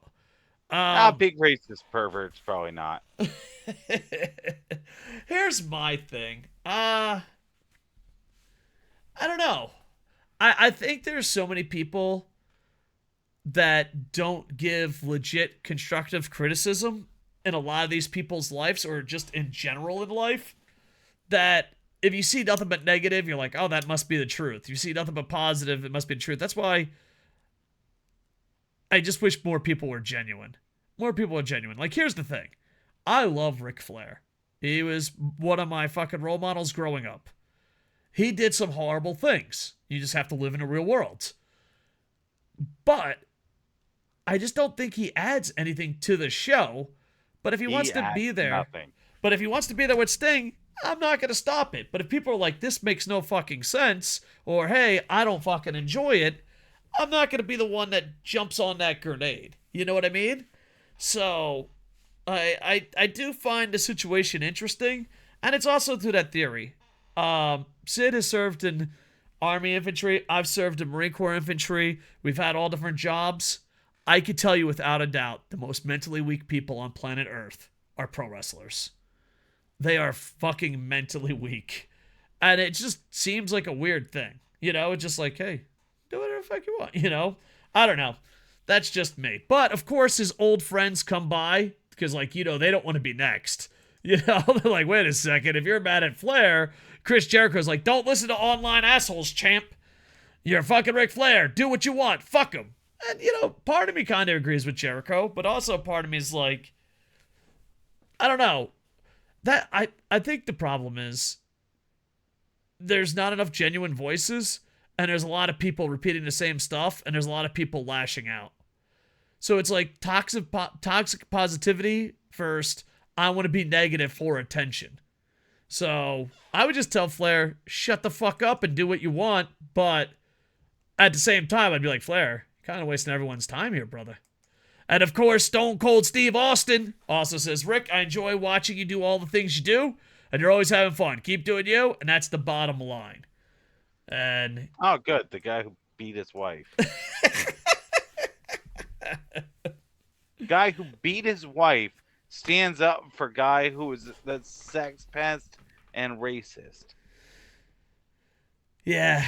This just in, Hulk Hogan's still banned. Is for Hulk being Hogan? check note. Didn't AEW ban Hulk Hogan's ex-wife? I'm pretty sure that they probably did. Who knows? Oh man. The problem is it's just people not being genuine and being phony, and Tony for the longest time was throwing so much, as the kids would say, shade at WWE. And at the time, it's like, all right, well, Tony's kind of fucking innocent compared to most billionaires. Oh, look at what a sex pervert scumbag Vince is. And then he brings in Flair. Such a scumbag. By the way, next week we'll be debuting Ric Flair. I don't know. I'm not exaggerating. It was legit. Like one week he did it, and literally the next week, within a few days of him having done it, Ric Flair debuted. Yeah. It is crazy. I don't know. So hopefully, knock on wood, it works out. Because I don't know. I'm on the fence where people need to be forgiven, but also, how many times do you need to be forgiven? And also, are you adding value? You don't. No. To be fair, people aren't entitled to forgiveness. There are some things that, you should be forgiven for and get second chances for. Yeah. There are some things that you should not. And I would say his falls on the probably should not end of the spectrum. See, I'm always one of the 3 strike guys. And it also depends on the situation. But I don't know. I feel like he has way more than 3 strikes. You might feel differently. Yeah. If someone came up to you, spinning their dick in your face, sticking it in your mouth and shit, I feel like maybe, like, imagine a Japanese guy much bigger than you comes up to you, swirling his dick around at you, smashing it up in front of your face, telling you he wants to bang you, calling you his dirty little gaijin slut, etc., etc. You're telling me that and that's one. Literally less than 2 years, someone's like, we're actually thinking about hiring him. You aren't gonna look over and be like, well, I don't. I think we should forgive him. It's like that's one. That's one. Well, here's his first forgiveness. Everyone gets one. Yeah. No. But yeah, I understand. But the thing is, like, even looking past all that, like, oh, it's fucking hurting your company and all that bullshit. Is he adding anything to it? And not that, but like, why does he have to be out there every week? I don't know. It's kind of interesting. And on that, but he also seems shy and timid a little bit, doesn't he? He doesn't seem like the nature boy that we know. Like, his perfect role, and I've been saying this for years, is to be a J.J. Dillon character. But, like, he's kind of not... His perfect role is to be at home. Just relaxing. In a retirement home, probably. Yeah. Man, did you see his last match? Ooh, that was rough. Yeah. Then here's the thing. There's rumors that, granted, they're just rumors, source, internet, source, who knows if they're real. But there's speculation floating in the air that Flair and Sting might be the last match. Oh, that'd be cool. AEW can break a record that WWE hasn't done in a long time. Having a wrestler die in the ring. So, I don't know. Who would you put as Sting's last opponent? Like, it's a tough call, isn't it? It is tough. I mean... I feel like Darby. Well, Darby doesn't want to do it. Darby said he Really? wouldn't do it. Yeah, Darby's like, no, I don't have to do it, you know. Then I have Christian Cage break him. Actually, no, I don't have Christian Cage break him. I have the new Luchasaurus break him. Kill switch? Yeah. Wouldn't be too bad. You have Killswitch just I mean they have a good match, but in the end you have Killswitch just dismantling him and just breaking the childhood dream to end the night. It's just like, dreams never come true, kids. Never try. What would catapult a heel monster faster? Yeah, that's Imagine true. him like just fucking doing it, and like while he's sitting there beating Sting, Christian Cage comes down the ramp with a bucket of water and just slides it onto the edge of the ring, and Luchasaurus drags him. Well, Killswitch drags him over and just washes all the face paint off his face and just holds him up while Christian tells him, "That's your hero. This is who he is." And then fucking break his And Batman Bane style. No, hear me. He just drops him at that point after pins him, and while they're getting up to walk away, lights go out. Darby Allin makes the save with the bat. Oh. And then Sting's like, where the fuck were you little fucker? Sting wanted to do it on his own. Or you go for the better one. I was climbing Mount Everest. You're like, what happened was...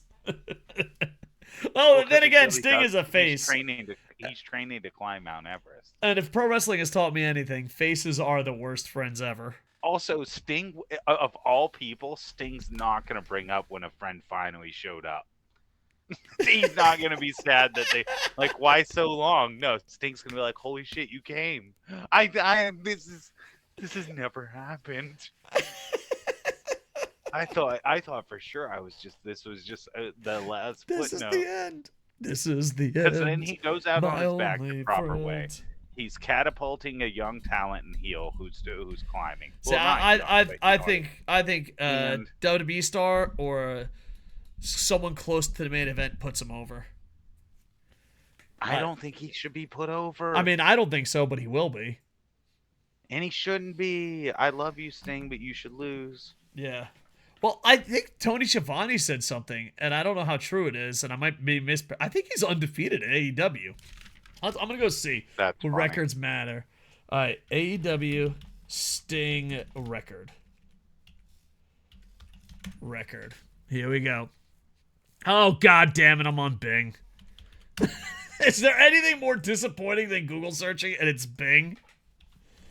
No, All right. just finding out you're on Bing Sting. in general. No, because I have Bing on fucking thing saved. I never use it. I got to switch it over. Sting AEW record. All right. Sting is 4-0 in tag teams, 5-0 in trios. He's 23 according to Google. 24-0 in total career. Yes, he's 24-0. He never fucking lost. He never put over anyone. Dude, there's a good chance he could go 25-0. If he doesn't put someone over in the end, that's nuts. Oh, and you thought Jadeberg was bad. How many matches does he have left? Do we know? He's got his last match. I can't imagine him doing anything important before then, and maybe like an 8-man bullshit, 6-man bullshit, tag Oh, that's bullshit. true. Huh, But I who could can't it see him be doing a then? 1v1. When's it supposed to be? In March, I think March or May. It's going to be the pay-per-view Oh, that's a Revolution. good time. That's a good amount of time. Yeah. Oh my God, could you imagine? That's enough time to set up for Swerve Strickland to destroy people's hero, while Prince Nana swerves around the ring. Oh my God, what if it's the same exact story, except instead of the save, it's just Prince Nana dancing over him? Hey, swerves while he drives. Oh man, and Ric Flair's like, "What the hell?" Oh, I don't know, but I don't know. Do you think you get a Ric Flair hugging Sting moment? Dude, he's really gonna go 25 and Nah. 0, isn't he? He's gonna go 25 and No, 0. there's no way. He's got to going. lose. No, he's not going to. He's gonna put over Nick Wayne in his final match. There's no way he's putting over Nick Wayne. He's gonna put over -1 in his final match. He's gonna go 25 and 0 and show up on Raw. Dude, what's all right? It's got to be a heel that beats him, right? Yeah, That because I he's don't think against. there's no way you're gonna have a heel run on his last fucking Yeah. few months. You know, All right, so who could it be? I don't know. I think it I has don't- to be that's someone tough. bigger that can carry him, though. Yeah, that's what makes it tough. It has to be. It's Takeshita. What? Maybe. I mean, he was part of Muda's last retirement. Maybe he gives back to Japan. Makes No, no, no, fuck sense. it. Takeshita should beat him. He should, but is he gonna? No. Yeah. Didn't Ric Flair? be? Ric Flair went out on his back, so maybe Ric Flair's like, "Hey, buddy." No, he didn't. He wants to wrestle again. Well, I And he mean, wants to wrestle the with original Sting. real retirement against HBK. Yeah, but he's had like 7. How do we even count him anymore? Yeah, but the old fucks always want to put over like someone that's barely younger than them. It's like, yeah, I'm Undertaker. I'll put over fucking Brock Lesnar. Oh, I'm fucking Ric Flair. I'll put over HBK. So you got to think of an old fuck. He's gonna put over Edge. He's putting over Edge. He's putting No, over no, Edge. no, I'm not putting my Edge, money not down. Edge. He's putting over Christian. Edge. Nope. He's not gonna put over Christian. He's putting over Edge Edge. is a good guy, though. It doesn't matter. They're gonna hug in the No, ring. it'll be Christian. Nope. It's also in North Carolina. I don't know if that's going to be a factor on who his opponent is. I don't know who AEW has that's from North Carolina. Yeah. It's going to be Chris Jericho. Holy fuck, it is going to be Chris Jericho. Chris Holy Jericho's going to fuck. retire him. That's why he's the first one to tweet. Be like, you do whatever you want, Flair, because I'm going to fucking put you in a walls of Jericho in a couple months. It's gonna be Chris Jericho. It is. It's perfect. It's so stupid. He's old and doesn't fucking deserve it. He's a heel. He's a bigger guy that can fucking protect him. It's gonna be Chris Jericho, you stupid raccoon in your big brain.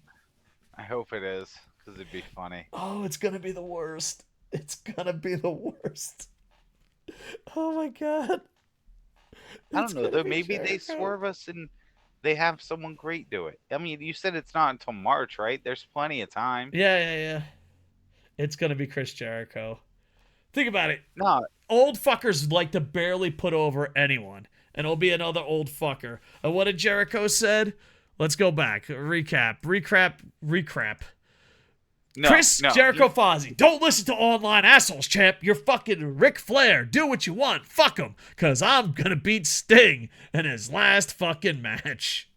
No, hear me out. It's Hear me going out, to be okay? Jericho. It's going to No, be I've Jericho. got it, okay? All right, go ahead.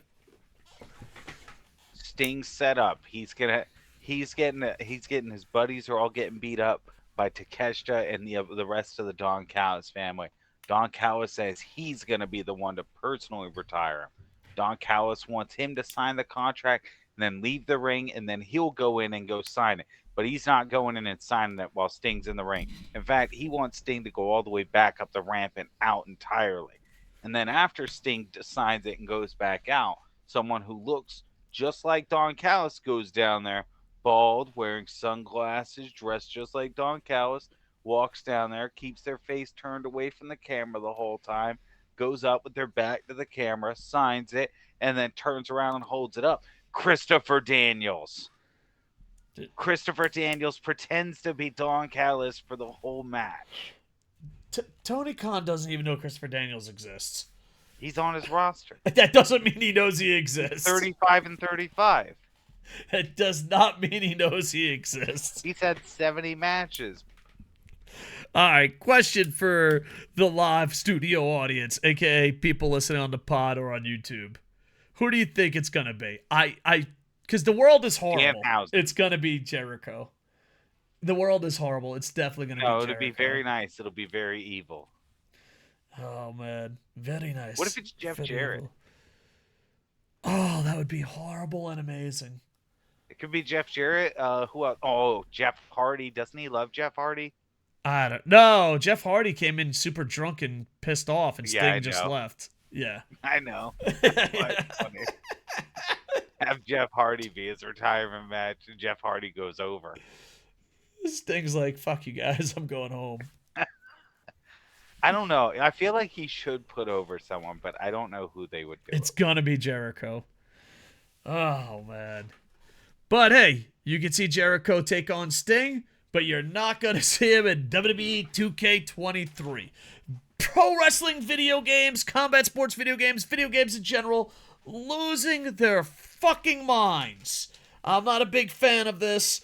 WWE 2K23 is putting in a new patch that and I don't know how they're going to enforce it. I don't know how bad. So, like, right now, I haven't noticed a difference, but we're really going to notice it on WWE 2K24. They're putting in a patch that if it's a copyrighted character, they're going to delete it and hurt the person that's creating it. So there will be no more Kenny Omega's, Chris Jericho's, Homer Simpson's, Peter Griffin's. I don't know if they're only putting that there to save their own ass, or are they going to push it? And the big thing that they don't want you to do is 2K, is they don't want you, my faction, they don't want you to be like, oh, you can get that guy behind my faction, and then someone in the community create it, and you never pay or play my faction. So basically, they want you to spend my faction. Here's the thing. As a sports fan, as a video game guy, anytime there's a my team, my faction, ultimate team, Diamond Dynasty, the rest of the game sucks. If you play my faction, you are destroying the game. Because if my faction becomes a moneymaker, they're not going to fix AI. They're not going to fix the other sides. Don't believe me? Ask Madden. Don't believe me? Ask NHL. Don't believe me? Ask MLB The Show. There's 1,000 fucking examples. If NBA you make... It still likes it. What's that? NBA does it okay. Yeah, but NBA does it okay for one reason. They didn't take stuff out like the other guys. NBA 2K is like, this is a good goddamn franchise. Let's put in errors. A good idea. So, NBA 2K, well, and it's WWE 2K, so there could be hope that it won't fuck up. But it is going to be scary. And not that, but a lot of people do e-feds, including myself on WWE 2K23. Check us out on Twitch KocoSports or YouTube Koco Plays, KocoSports stream for life. Being able to download people is what makes WWE 2K a million times better than every other video game out there. And then making that where you can't do that. Now, granted, I don't know if it's being enforced. That's the big thing. Having a rule is one thing. That's just protecting your ass. Having a rule and enforcing it, that's a whole nother thing. So it's going to be interesting what WWE 2K does from there. You were mentioning something about 2K in trouble for something else in NBA. Well, NBA 2K is, there's a suit, I think it's starting, that basically people are saying that they have to be able to carry over the VC between 2K games. Yeah, I was shocked that, every video game does that except sports games. And then I was shocked you were telling me FIFA even does it. Because I don't think you do it in NHL. I don't think you can't do it in NHL. I don't think you can do it in Madden. So if FIFA does it, good job. MLB doesn't, I don't think either. Yeah. The stuff, I don't think. Yeah, that's kind of insane. So, but also too, the good thing is if you can carry it over, nothing will lose value. So like right now, MLB The Show is kind of dead because it's the end of the, baseball cycle. With that said, But if it carries over, if it carries it's over, you don't have to actually get on more sale. active right before the release of a new one because people are going on to grind currency for the next one. Exactly. So it is clever. So 2K, your NBA game is pretty hot, but at the same time, we've seen some horrible things. If the rule is only there to protect, then I'm okay. But if the rule is there to be enforced, then I'll be like, what the balls is going on? Another sports video game, wrestling video game, AEW Fight Forever. I like Garbage. AEW Fight Forever. It is fun to play. I've never played the online version because the servers do not work in Japan. It's underdeveloped. We got bait and switch. They never finished making the game. Instead, they developed a stupid, shitty battle royale that no one plays because it's garbage. I agree. It is fun to play. I agree with that. But season We 2... still can't even share wrestlers. No, that's insane. That's what thing they needed to do to update. I bought... Hell, I can't even use a created wrestler and have it be useful unless I go play a fucking career first. Yes. And let's be honest, your career doesn't have enough variance to make me want to do that. Oh boy, what a shock. I'm in a handicap match again. Yeah. I agree with everything you're saying. Here's the thing. I do enjoy playing AEW Fight Forever. It's fun. I think WWE 2K23 is better for eFeds, better presentation. Fight Forever is better to play. With that said, there's not enough options, and they have seasons. And AEW Fight Forever is like the NBA Jam to WWE 2K's NBA 2K. Yeah, but NBA it's Jam... It's fun to play, but it's just fun to play. Yeah, but even with NBA Jam, there was, especially the later versions, there's a lot more. But they had a new season to download, and I'm a Fire Pro guy. Fire Pro did DLC perfect. I've never met anyone that played Fire Pro and be like, oh, their DLC is bad. You know? If Fire Pro came out today and said, I want $100, I would just give it to them. They're like, do you even know what the DLC is? Nope, here's $100. That's how good of a fucking game it was if you like wrestling video games. The DLC was fucking bonkers amazing. Now, I thought they were going to be like Fire Pro. I thought it was going to be like Fire Pro Worlds, and then they're like, oh, here's an Impact roster. Oh, here's a Stardom roster. Oh, here's a New Japan roster. Dude, nope. I bought it just as fucking out of curiosity. Dude, you get the Acclaimed. Later, you get a Mortal Kombat game where you go up and down, like, you know, a tower game. And then you get Tony Storm. And the rest is a mystery. And I'm just like, holy fuck. You were better off doing nothing. You were literally better off. So I don't care. No, they don't have character sharing. And the thing is, they're not even mentioning it. There's not even whispers. And you know me, like, if there's a piece of video game sports news, I cover. I fucking just, I gotta know. What's, you know what I mean? That's one of my obsessions. They're not even whispering about downloading and sharing guys yet. No. It is insane how, like, here's the thing. I was not anti-AEW Fight Forever. And I said, I'm sure you're the same way. You'll invest money in a video game you believe in. Yeah. I put money in and go, holy fuck, this is bad. It's just bad. It's not as good as WWE 2K, and it's not as good as Fire Pro. Go ahead. Yeah, sorry. It's stupid is my gripe. It's how they're approaching it is stupid is my gripe. So it wouldn't be hard for them at all to do exactly what they're trying to do and still make money, but in a way that doesn't fuck people over.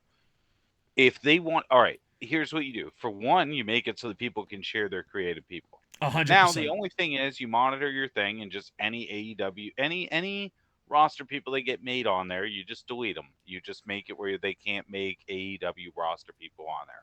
And then you release the AEW roster people over time for free as part of the game where people can just buy them with the fucking in-game currency you earn in the game.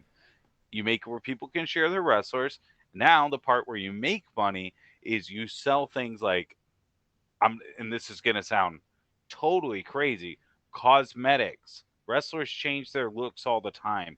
You change their new look, and by proxy, when you add those new cosmetics, anytime you have to add anything new, like a Will Ospreay cool coat, you just add an uncolored version in there too. that when they buy that skin, it also unlocks the customization items for their created guys. Boom, now you've unlocked more shit. People who like making created guys are going to buy costumes for characters they don't even care about just to get the created guy parts. Yeah, and I just want to add that's kind of the Fire Pro plan, but the only thing is they didn't have to delete the others because the people that made Fire Pro were so much better than the modders. So Oh, like if yeah, that's the other thing too. I didn't think about that. Is yeah, if they make them so much better, there's no need. yeah, but the thing is though, like nowadays video game people are just fucking lazy. If you're like, well, the modders made it. Oh well. Like back in the day, kids, can I tell a story? Back in the day, modders couldn't be as good as video game creators. Now, video game creators can't be as good as modders. Just gonna throw that information out there for you. Do what you will with that information. Um, like I said, I'm more pro AEW Fight Forever than you are. But even me, I was like, no, this is bad. You know, like it's bad. And there's rumors that Tony Storm won't be timeless Tony Storm. It'll be the Tony Storm for a few fucking months ago. And that will be insane because it's not going to come out for two, three fucking things. I paid for it, but I regret, and there's no way anyone should pay for it. And if I'm being 100% honest, unless you are retired and like, hey, I want to do, but this. I regret even owning the AEW Fight Forever game. WWE 2K is a lot better at presentation and sharing stuff, which we talked about earlier. They might be stopping. AEW Fight Forever is fun, and we were promised something along the lines of Fire Pro as far as DLC. And fuck your DLC. It is nowhere near Fire Pro at all, at fucking all. Like, remember when this first game came out? It had its problems, but we're like, yeah, but we'll be able to download 10 TNA guys in the TNA pack. Dude, we got the fucking Acclaim? That's it for $14 fucking dollars? That's fucking insane. It is insane. And here's the thing. I want it to do good. I've never played the Battle Royale game. The Japan servers don't work. It's dog shit. We can't download or upload guys. You can't even randomize it. So like I was going to do an EFED where like because it takes forever to make something. So, like, say you join my EFED, Sid. Like, welcome to AEW, Koco AEW. We're going to make you a guy, name it, and hit random. And then when you win matches, you can change the way you look so that it doesn't interrupt the stream or the EFED. Because there is no download. They don't even have random. It's just like, how the fuck is a content creator supposed to make content with this? Outside of, hey, is Sexy Yama Handsome all elite? Bam, that how long did that last? 4 or 5 episodes on YouTube Koco Plays? Dude, you gotta do better. And here's the thing, I know Kenny behind the scenes is beyond pissed off at the game, but they have to do better. The only good thing that AEW Fight Forever has got going for them is they actually own the code of the game, but they're gonna have to do a lot to rebuild this game and trust. And you don't have to be a WWE 2K clone, just like AEW doesn't have to be a WWE clone. But if you gotta at least beat Fire Pro for DLC. I mean, that's my bar is pretty fucking low, brother. It's like that. And also, I just wanted to mention UFC. I'm really enjoying it. They just need to do more offline stuff. UFC, fun fucking game by EA Sports. I just thought I'd throw that in there. But they need more stuff. So all the combat sports games are in trouble, but I think AEW Fight Forever is it. And I think unless you are the biggest AEW sweaty, as the kids would say, there's no reason to buy this game as a video game player or an EFED or a content creator. It's just silly. And here's my thing. They got to put this shit on Game Pass. It gets boring very quickly. Yeah, it's fun, but it's not one that you can sit there and play. I felt like I got my money's worth with WWE, and I'm saying this to someone who prefers AEW. I felt like I got my money's worth with WWE. I felt like I got cheated with AEW. I still regret that I bought AEW. See, I feel that way now.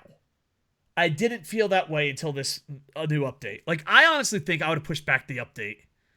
I would have, like, dude, if that's your update, I'd be like, yo, boys, we got to circle the wagon. Let's fuck it. I know they wanted to get out before the holiday season, but I bought the season pass just because, like, I don't know, I believe in helping video games. I believe in that. But I'll be honest, you probably should have. I mean, at this point, you might as well just have a Kickstarter. At this point, you might as well have a Kickstarter and start over. I don't know. It's pretty rough. It's fun to play though, but like Sid said, it's like NBA Jam. Once you've done everything, like there's nowhere else to go. And the idea of the online battle looks awesome, but I don't know. I've never played it. Sid says it sucks. It's dog shit. All right. Next! It's a format that doesn't translate at all to wrestling. I said when they announced it, I didn't know how they were going to make it work. And sure enough, they didn't know either. Yeah. Well, I think they had bigger plans that they couldn't deliver on, and now are trying to make the most money out of it. I think they tried to cash in on the Battle Royale craze, and we're like, we got our genius idea. And rather than just, improve the things their community had complaints about for their game, like sharing creative people, making better improvements to make their road to the elite you have to play to make your creative guy viable better, anything like that. Instead, they made that stupid ass mode. Yeah. And the thing is, the stupid ass mode, if it worked, and the stupid ass mode is a really good idea if it works and everything else works. But you know what it is? You had two great ideas and you did a shit job on both of them instead of focusing on making one idea great. The stupid idea is a good idea to table and work on over time while you improve the rest of the game, and then put out as a way to get people to come back and give the game another chance. Yeah. And like I said, I've never been able to log in. Not once. It's because no one plays it, because it sucks. Alright. Next! Fave 5. Our Fave 5 favorite women, top 5 women in WWE active. Alright, so here we go. This is how it's going to go. Feel free to play along at home. We're going to do a countdown from 5 to 1, just rating our favorite female wrestlers, active female wrestlers on WWE. Now, listen, we say favorite. That doesn't mean it's the best. It doesn't mean it's like, hey, who do you cheer for? Who do you enjoy? That's what we want. My list is very, very difficult. And I think I'm going to get some heel heat. And I'm swapping them around. I feel like I can make a top 10 list and feel pretty comfortable. And then after that, I'm like, whatever. But the top 5 was difficult. And I'm like, oh, I'm swapping around. And then I think there's going to be one there that not many people like. But I don't care. I love her. I don't care. I love her. And, oh, God, thank God Ronda's not on the roster anymore, because Ronda would be on my top 5 list, and people would be like, what? I want to kill you in your sleep. Wow. Especially because she's not that good. First, I love Ronda Rousey. There. I don't care. Boys, I not that good. love Ronda Rousey. One trick pony MMA fighter, not that good a wrestler. Yeah, but she's like a pioneer. She is the one trick pony, Yeah. That's cool, but she wouldn't last in the modern MMA world. Probably not, to be honest. And her sad little shitty ego just makes it worse. Listen, I love Ronda. How dare you, sir? How dare you? Speak facts. Pioneer. Team Ronda. Matter of fact, she's getting an honorable mention. No. Honorable mention. Ronda Rousey. No. Pioneers. What was that one girl's name? Remember she had the glasses? Gina Carano? No. Oh, you're talking about the jiu-jitsu girl. Yes. Oh, MMA she was Pioneers. so amazing. What was her name? Fuck. That's who you think about when you think about MMA Pioneers. Yeah, women, she was You think awesome. about people like that who were true pioneers and were also gems of human beings. Yeah. God, I can't think of her name. Oh, my God. It's right on the tip of my tongue. She was on the first women's season of Tough. Yeah. She was such a quiet nerd and could choke out everyone. Yeah, she was great. I loved her. I hope she's doing such awesome. a sweetheart. Yeah, you're right. Yeah, she gets an honorable mention. Rousey. Okay, first off, how dare you? I like Ronda Rousey. Honorable mention, Ronda Rousey. And and this was tough, and I feel like I'm getting bullied in. but Kairi Sane is getting an honorable mention. And I feel like when you hear my top 5, you're gonna be like, "What the hell?" And yeah, it's tough. And I also swapped around people a lot. Yeah. For me, my honorable mention is Samantha Irvin.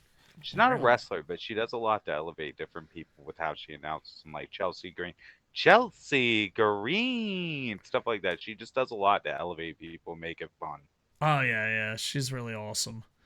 All right, so let's break down our top 5, and this is gonna be. I feel like I'm gonna get bullied for this because, I think I feel I'm not feeling confident about this list, but it's my favorite. You son of a gooses, and Okay, that's fine. You go first. You want me to go You're first? Number 5.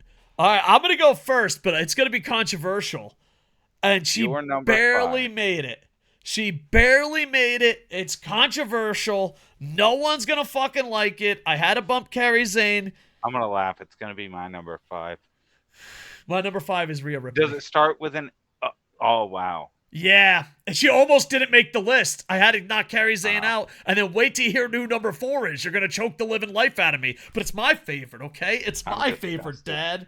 Yeah, I got all the heel heat. Dude, Rhea Ripley almost didn't make my fave 5. And I love her. I know, I think she's amazing, but there's one controversial girl, and the rest I'm like, okay, they make sense. And then it was on the fence of Kairi Sane and her, but I was like, dude, if I pick Kairi Sane, I'm like, oh, you live in Japan. Boo. So yeah, Rhea Ripley barely makes the list, top 5, and I love her. Wow. I absolutely love her. Wow. I think she's fucking fantastic. No. But yeah. Wait till you're number 4. My number 5. You might walk out on number 4. Deserve to be in anybody's top 3. All right, that's go ahead. Natalya. Natalya has long since been a solid ring hand for WWE for a very, very long time. Now, sure, she's had some horrible gimmicks. Is she a good mic worker? No. But will she put on a solid match with pretty much anyone in the ring? Yeah. Can you throw her in last minute as a substitution into a match and have it go fine? Yeah. I think Natalya is probably one of the most well-rounded women's wrestlers. Oh, I love your list more than mine. I have her right below number 5. I love Natalya, and it's sad that she doesn't have the career that she deserves. Yeah, it's sad you don't respect her enough to give her even an honor. Dude, I barely fucking put Rhea Ripley on my list. All right. Whatever. Are you ready for number 4? Raccoon, who's your number 4? You gotta promise not to walk out because I feel like I'm on an island by myself. And here's the fucked up part. Here's the fucked up part. My number 4, last second, was almost my number 2. I felt pressure from the future from the Raccoon. Like, I was making my list. I was like, oh, I'm going to have her as my number 2. And then I bumped her down to number 4. I'm going to get fucking heel heat. She's almost my number 2. Charlotte Flair. Charlotte Flair is my number 4. I love her. There, Why are you going to get heel heat with me? I think she's too high. You think she should be lower down the list? She was my number 2. What? Well, that's what I was figuring. Charlotte's not on my top 5. I know, but I love her. It's my favorite, okay? Okay. I'm glad that you love someone who does the exact same match all the time. I mean, I did grow up a Ric Flair fan. The only time she's had a great match anyone's talked about extensively over the last few years is shock, Rhea Ripley, who you rated under her. What a joke. Your list is a joke. It's my favorite, Dad. You can't tell me what I want. Your list is a joke. I love Charlotte Flair. I just love her. I think she's fucking perfect at what she does. She's not the best wrestler, but she plays the Okada Ric Flair role perfectly. Yeah, okay. All right, she was my number 2. No. And plus, she's got a walking Charlotte in the Charlotte in the Bank contract where she just cashes in on every title whenever she wants. Yeah, Charlotte's great. I like Charlotte. My number 4 is Bayley, a woman of the people. A woman who you can, again, just like Natalya, you can put her in the ring with anyone. She's going to give you a solid match. She can turn chicken shit into chicken salad. She is a good, solid worker in ring. When she's on, she's fucking great. And honestly, she's just always fun. Plus, when she eventually goes back to face, the first time if she waits and just keeps her hair down when she eventually goes face, and waits and takes a hairband off her wrist to put her hair up in a ponytail and fix it like she used to when she was Bayley at the edge of the ring, people will lose their fucking mind the first time she does that if she does it in a ring or on a ramp. Yeah, I miss Face Bailey. I miss Face Bailey. Oh, Face Bailey when it comes back is going to be amazing. Yeah. I'm even gonna pop for that. Nice. All right, my number 3. She was stuck at number 3, and I feel like I might be punishing her. Io Sky. Io Sky just flies through the fucking air. She's just absolutely fucking amazing. And yeah, no, I love Io Sky. The only knock I can give on her is she's a bit smaller, but she fucking flies. She can fly. So my number 3 is Io Sky. My number 3, Kairi Sane. What? I just had a bumper for Rhea Ripley, you son of a bitch. Well, I'm sorry that you make bad choices. Kairi Sane, I think, is incredible. I think she's a super freaking talented wrestler, and I'm excited to see what she does. All right. My number 2, and it was almost my number 4, and then I was like, I'm going to get too much heel heat if Charlotte's number 2. I absolutely fucking love her. Bianca Belair. Bianca Belair is absolutely fucking fantastic. Athletic, can hold her own against some of the best wrestlers. And I root for her, and she's my number 2. She was almost my number 4, but I bumped Charlotte, so. If she didn't have the hair whip gimmick, I would like her more. Yeah, here's my thing. I hate it. I hate it because in my head, I'm like, bro, someone's grabbing that fucking ponytail, and it's just leverage, and your head's getting demolished. Hear me out, little raccoon friends. A, do you think it's a real hair? And B, no. It's gotta hurt her, right? I mean, obviously being whipped probably doesn't feel great. Yeah. I mean, being whipped, you know, I'm sure that fucking sucks. But you know, like, you just like, grab your hair and pull it. It's like the fucking worst. And that's what it's probably like. Just someone's always pulling your fucking hair. I don't know. It just seems uncomfortable. But yeah, I love everything about her. But the hair thing is a bit of confused. Like, if I had one question, and it was a WWE press conference, and you had to, like, give bullshit answers. Dude, the press conferences, those reporters, wow. But if it was, and I had to do a bullshit, I'd be like, dude, does your hair hurt when it's being whipped around and shit? That would be my question. That'd be my fucking WWE safe media question. Okay. There you go. I respect that. What's your number 2?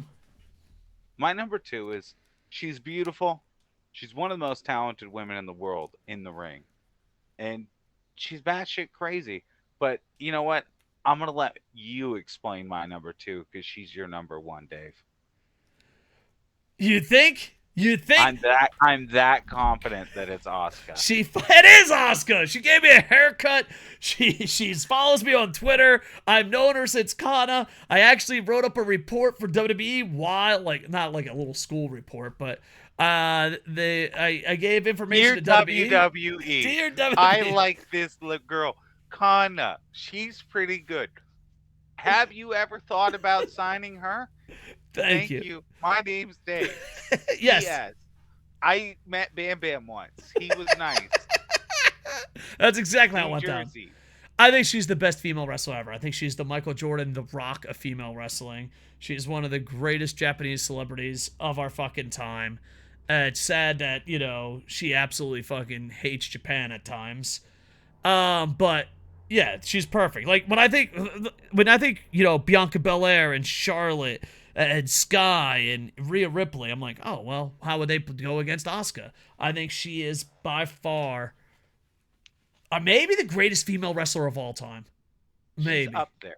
She's fucking fantastic. And not only that, but she's done crazy Japanese stiff style.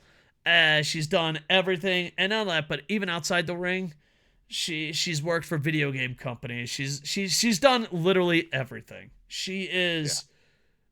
When you think powerful women in and out of the business, you think Asuka. Like, there's nothing she can't do. She is the greatest. She is my favorite. And it's not even close. Like, one is, like, already locked in. It's like, all right, got it, Asuka. Now these other 4, you know what I mean? So, I think just a great human being, and I've got to meet her before she was super famous, and she gave me a haircut, and that's why I haven't got a haircut since. True story. You All think right, she'd still give me a number haircut? one, though, is a woman that you underrated. A woman that, honestly, if not for her, your number 4 wouldn't be your number 4 because she reminded you how good your number 4 could be. And that's Rhea Ripley. Rhea Ripley has dominated social media. She has been the one of the arguably most popular wrestlers in wrestling right now, overall, male or female. She has done things that no one else is right now doing in wrestling in terms of social media engagement and interaction. She's killing it on every platform. And in ring, she's amazing. She's part of one of the top factions right now, arguably as their leader. And she's just great across the board. She has been the closest we have got in wrestling to China again, in my opinion. Yeah. And she's absolutely fantastic. I feel bad. Maybe I should have And put her number she's 4. young. That's the Yeah. reason she's my number 1. She's this good, this incredible, and this understanding of wrestling at this age. If they keep her and Dom together long term, with how young those two are and how much they already get, they're gonna be fucking through the roof by the end of it. Yeah. I feel kind of silly about my list, but still Asuka's number 1. Yeah, I'm glad I could make you feel silly about your Because list. Rhea Ripley almost didn't make the list. Yeah, you should Dave, look at your list again. I'm looking Where's at it. Natalia? She's Where's right Bayley? here. She's right here. Bailey's really far down the list, to be honest. What about Kairi Sane? Kairi Sane was number 5, and then I was like, I'm gonna yeah. get bullied, so I put Then Rhea Ripley there. where'd you put Rhea Ripley? Rhea Ripley, she's 5, but she Number was, 5. Wow. but she would have So been Rhea Ripley- 6. It but- was but a you would Fave admit- 10. You would admit she's like the most popular, like, on social media right Oh, now. yeah, period, yeah, of any 100. wrestler, Yeah, of any wrestler, male, female, any company, honestly. yeah. But she's only number 5.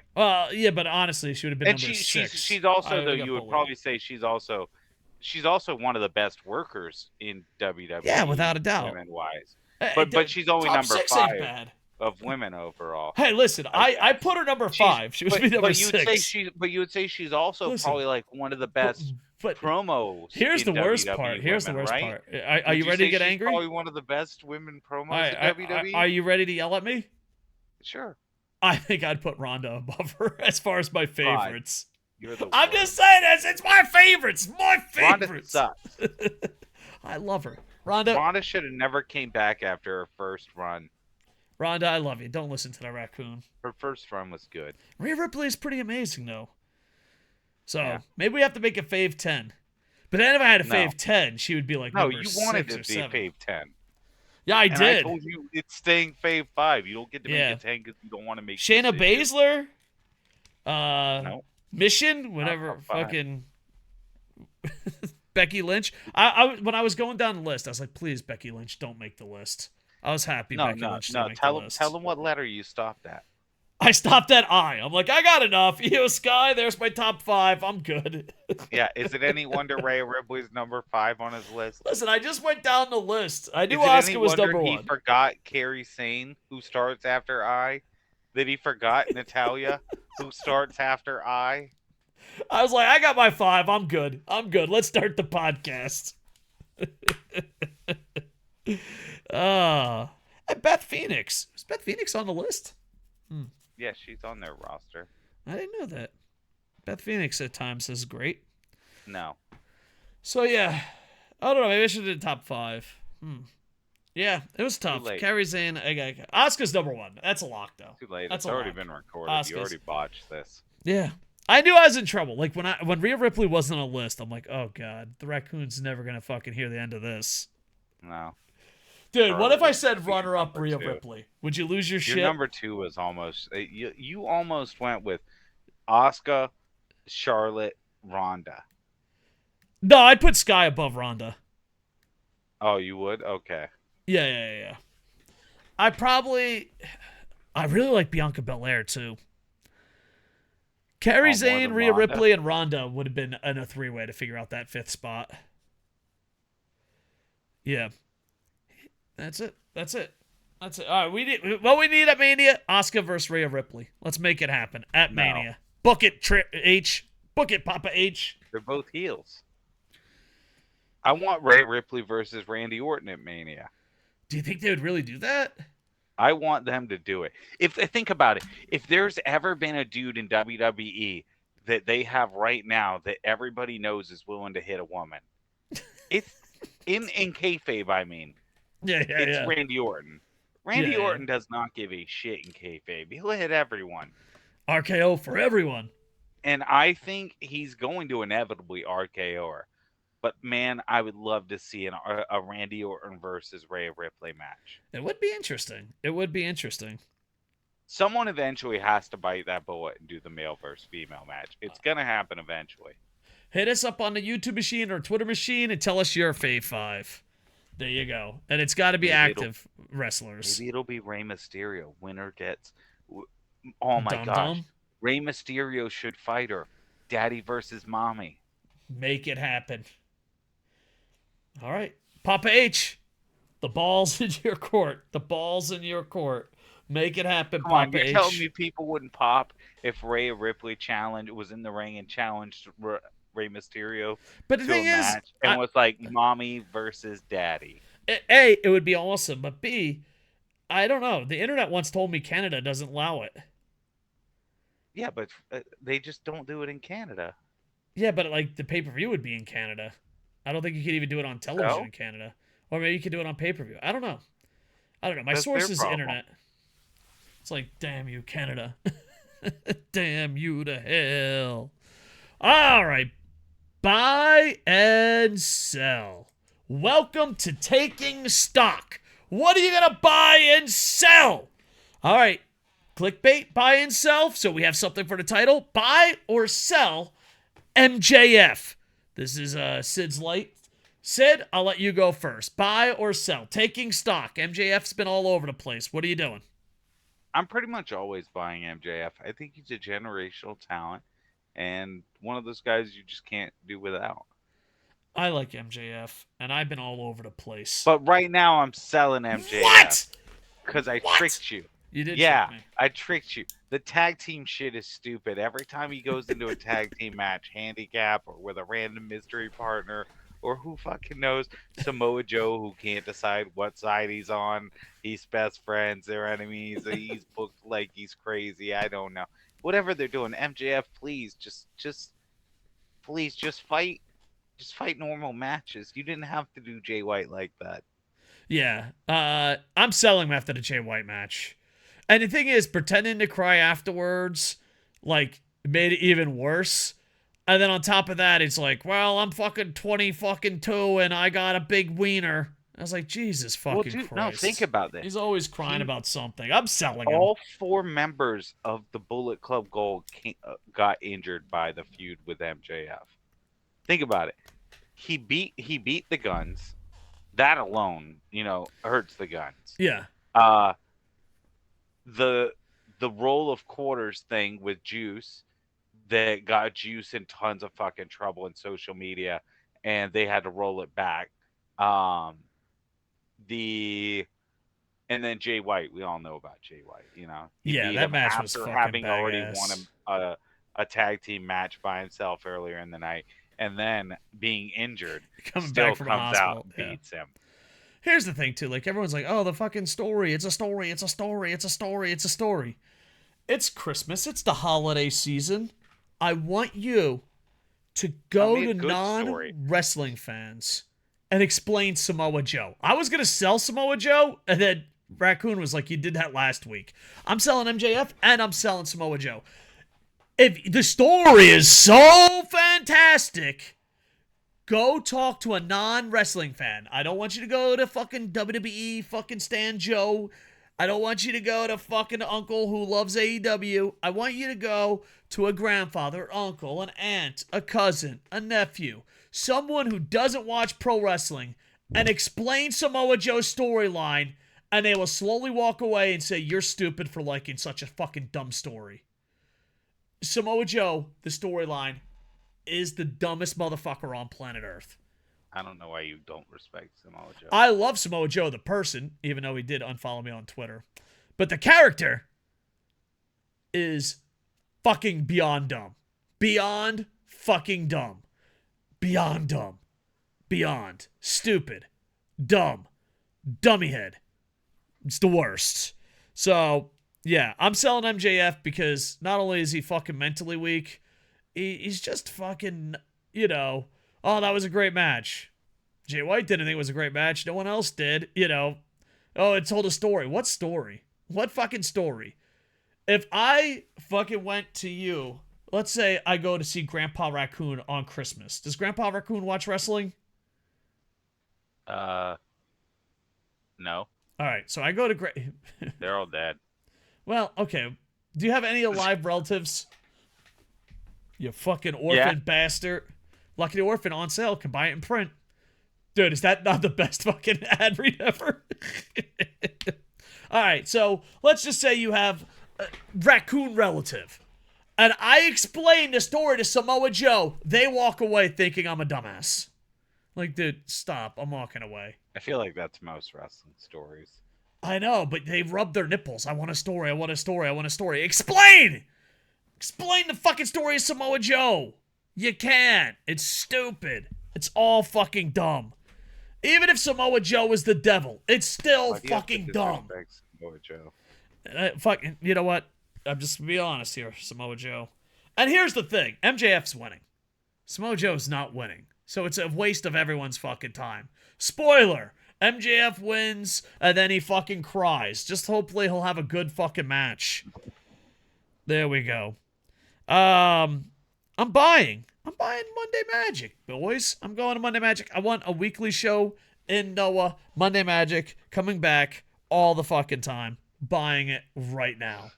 That's what I'm doing. I'm buying a Continental Classic, buying Monday Magic, and I'm also buying a World Tag League. I'm enjoying it a lot more than I thought I would be. It seems like they put the stupidity at a different level. So, what's something you're buying? You're over here so negative. You need to buy something. You're buying sleep? Let's see. Oh, we're already at the 2-hour mark. when we plan these out, let's, as the kids would say, let's shoot. The buy and sell taking stock segment depends if we're at 55 minutes or an hour. So, let's say we're got a long time to go to an hour, we'll just keep mentioning stuff we're buying and selling so that we make sure we reach our time. But we got the gift of gab, and we're over 2 hours. So I think this is the end of the buy and sell segment. Give me one buy that's not sleep. We're ending it on positive Petey, SidsLight. Give me one buy. Rhea Ripley fighting a man. Oh, that's not bad. Actually, I'm buying R-Truth's return as the best return of the week. Hell yeah. CM Punk actually the worst return of the pay-per-view. I don't know. Randy Orton's return was pretty ass. Randy Orton's return is exciting. What are you talking about? Dude, nothing beats R-Truth. Can we You're at least not agree? excited? Well, yeah, no, he can't touch R-Truth, but he's definitely way more exciting than Punk. Yeah. He hears voices in his head. He does hear voices. They understand him. But don't you care about CM Punk finally going home? No. He's home. He's going to be sucking, what is the phrase he uses? Wow. Saudi blood dick money. Yeah, see, he's going to be doing that. Well, I mean, and then he's not there for friends. He's there for money, says someone a couple months ago won a union. He'll do anything for attention, good, bad, or ugly. He's like, look at me. I'm a good guy. I don't know. And here's the thing. I don't mean to be mean. And this is a CM Punk AEW thing. I'm selling CM Punk as a tough guy. You can't get your ass whooped as much as you've got your ass whooped in life and be like, I'm the baddest man on the planet bullshit. Like, I would stick with controversial or eyeballs are on me. But Luke sometimes he's Perry like, wasn't I'm the afraid of best. you. Yeah. So, I don't know.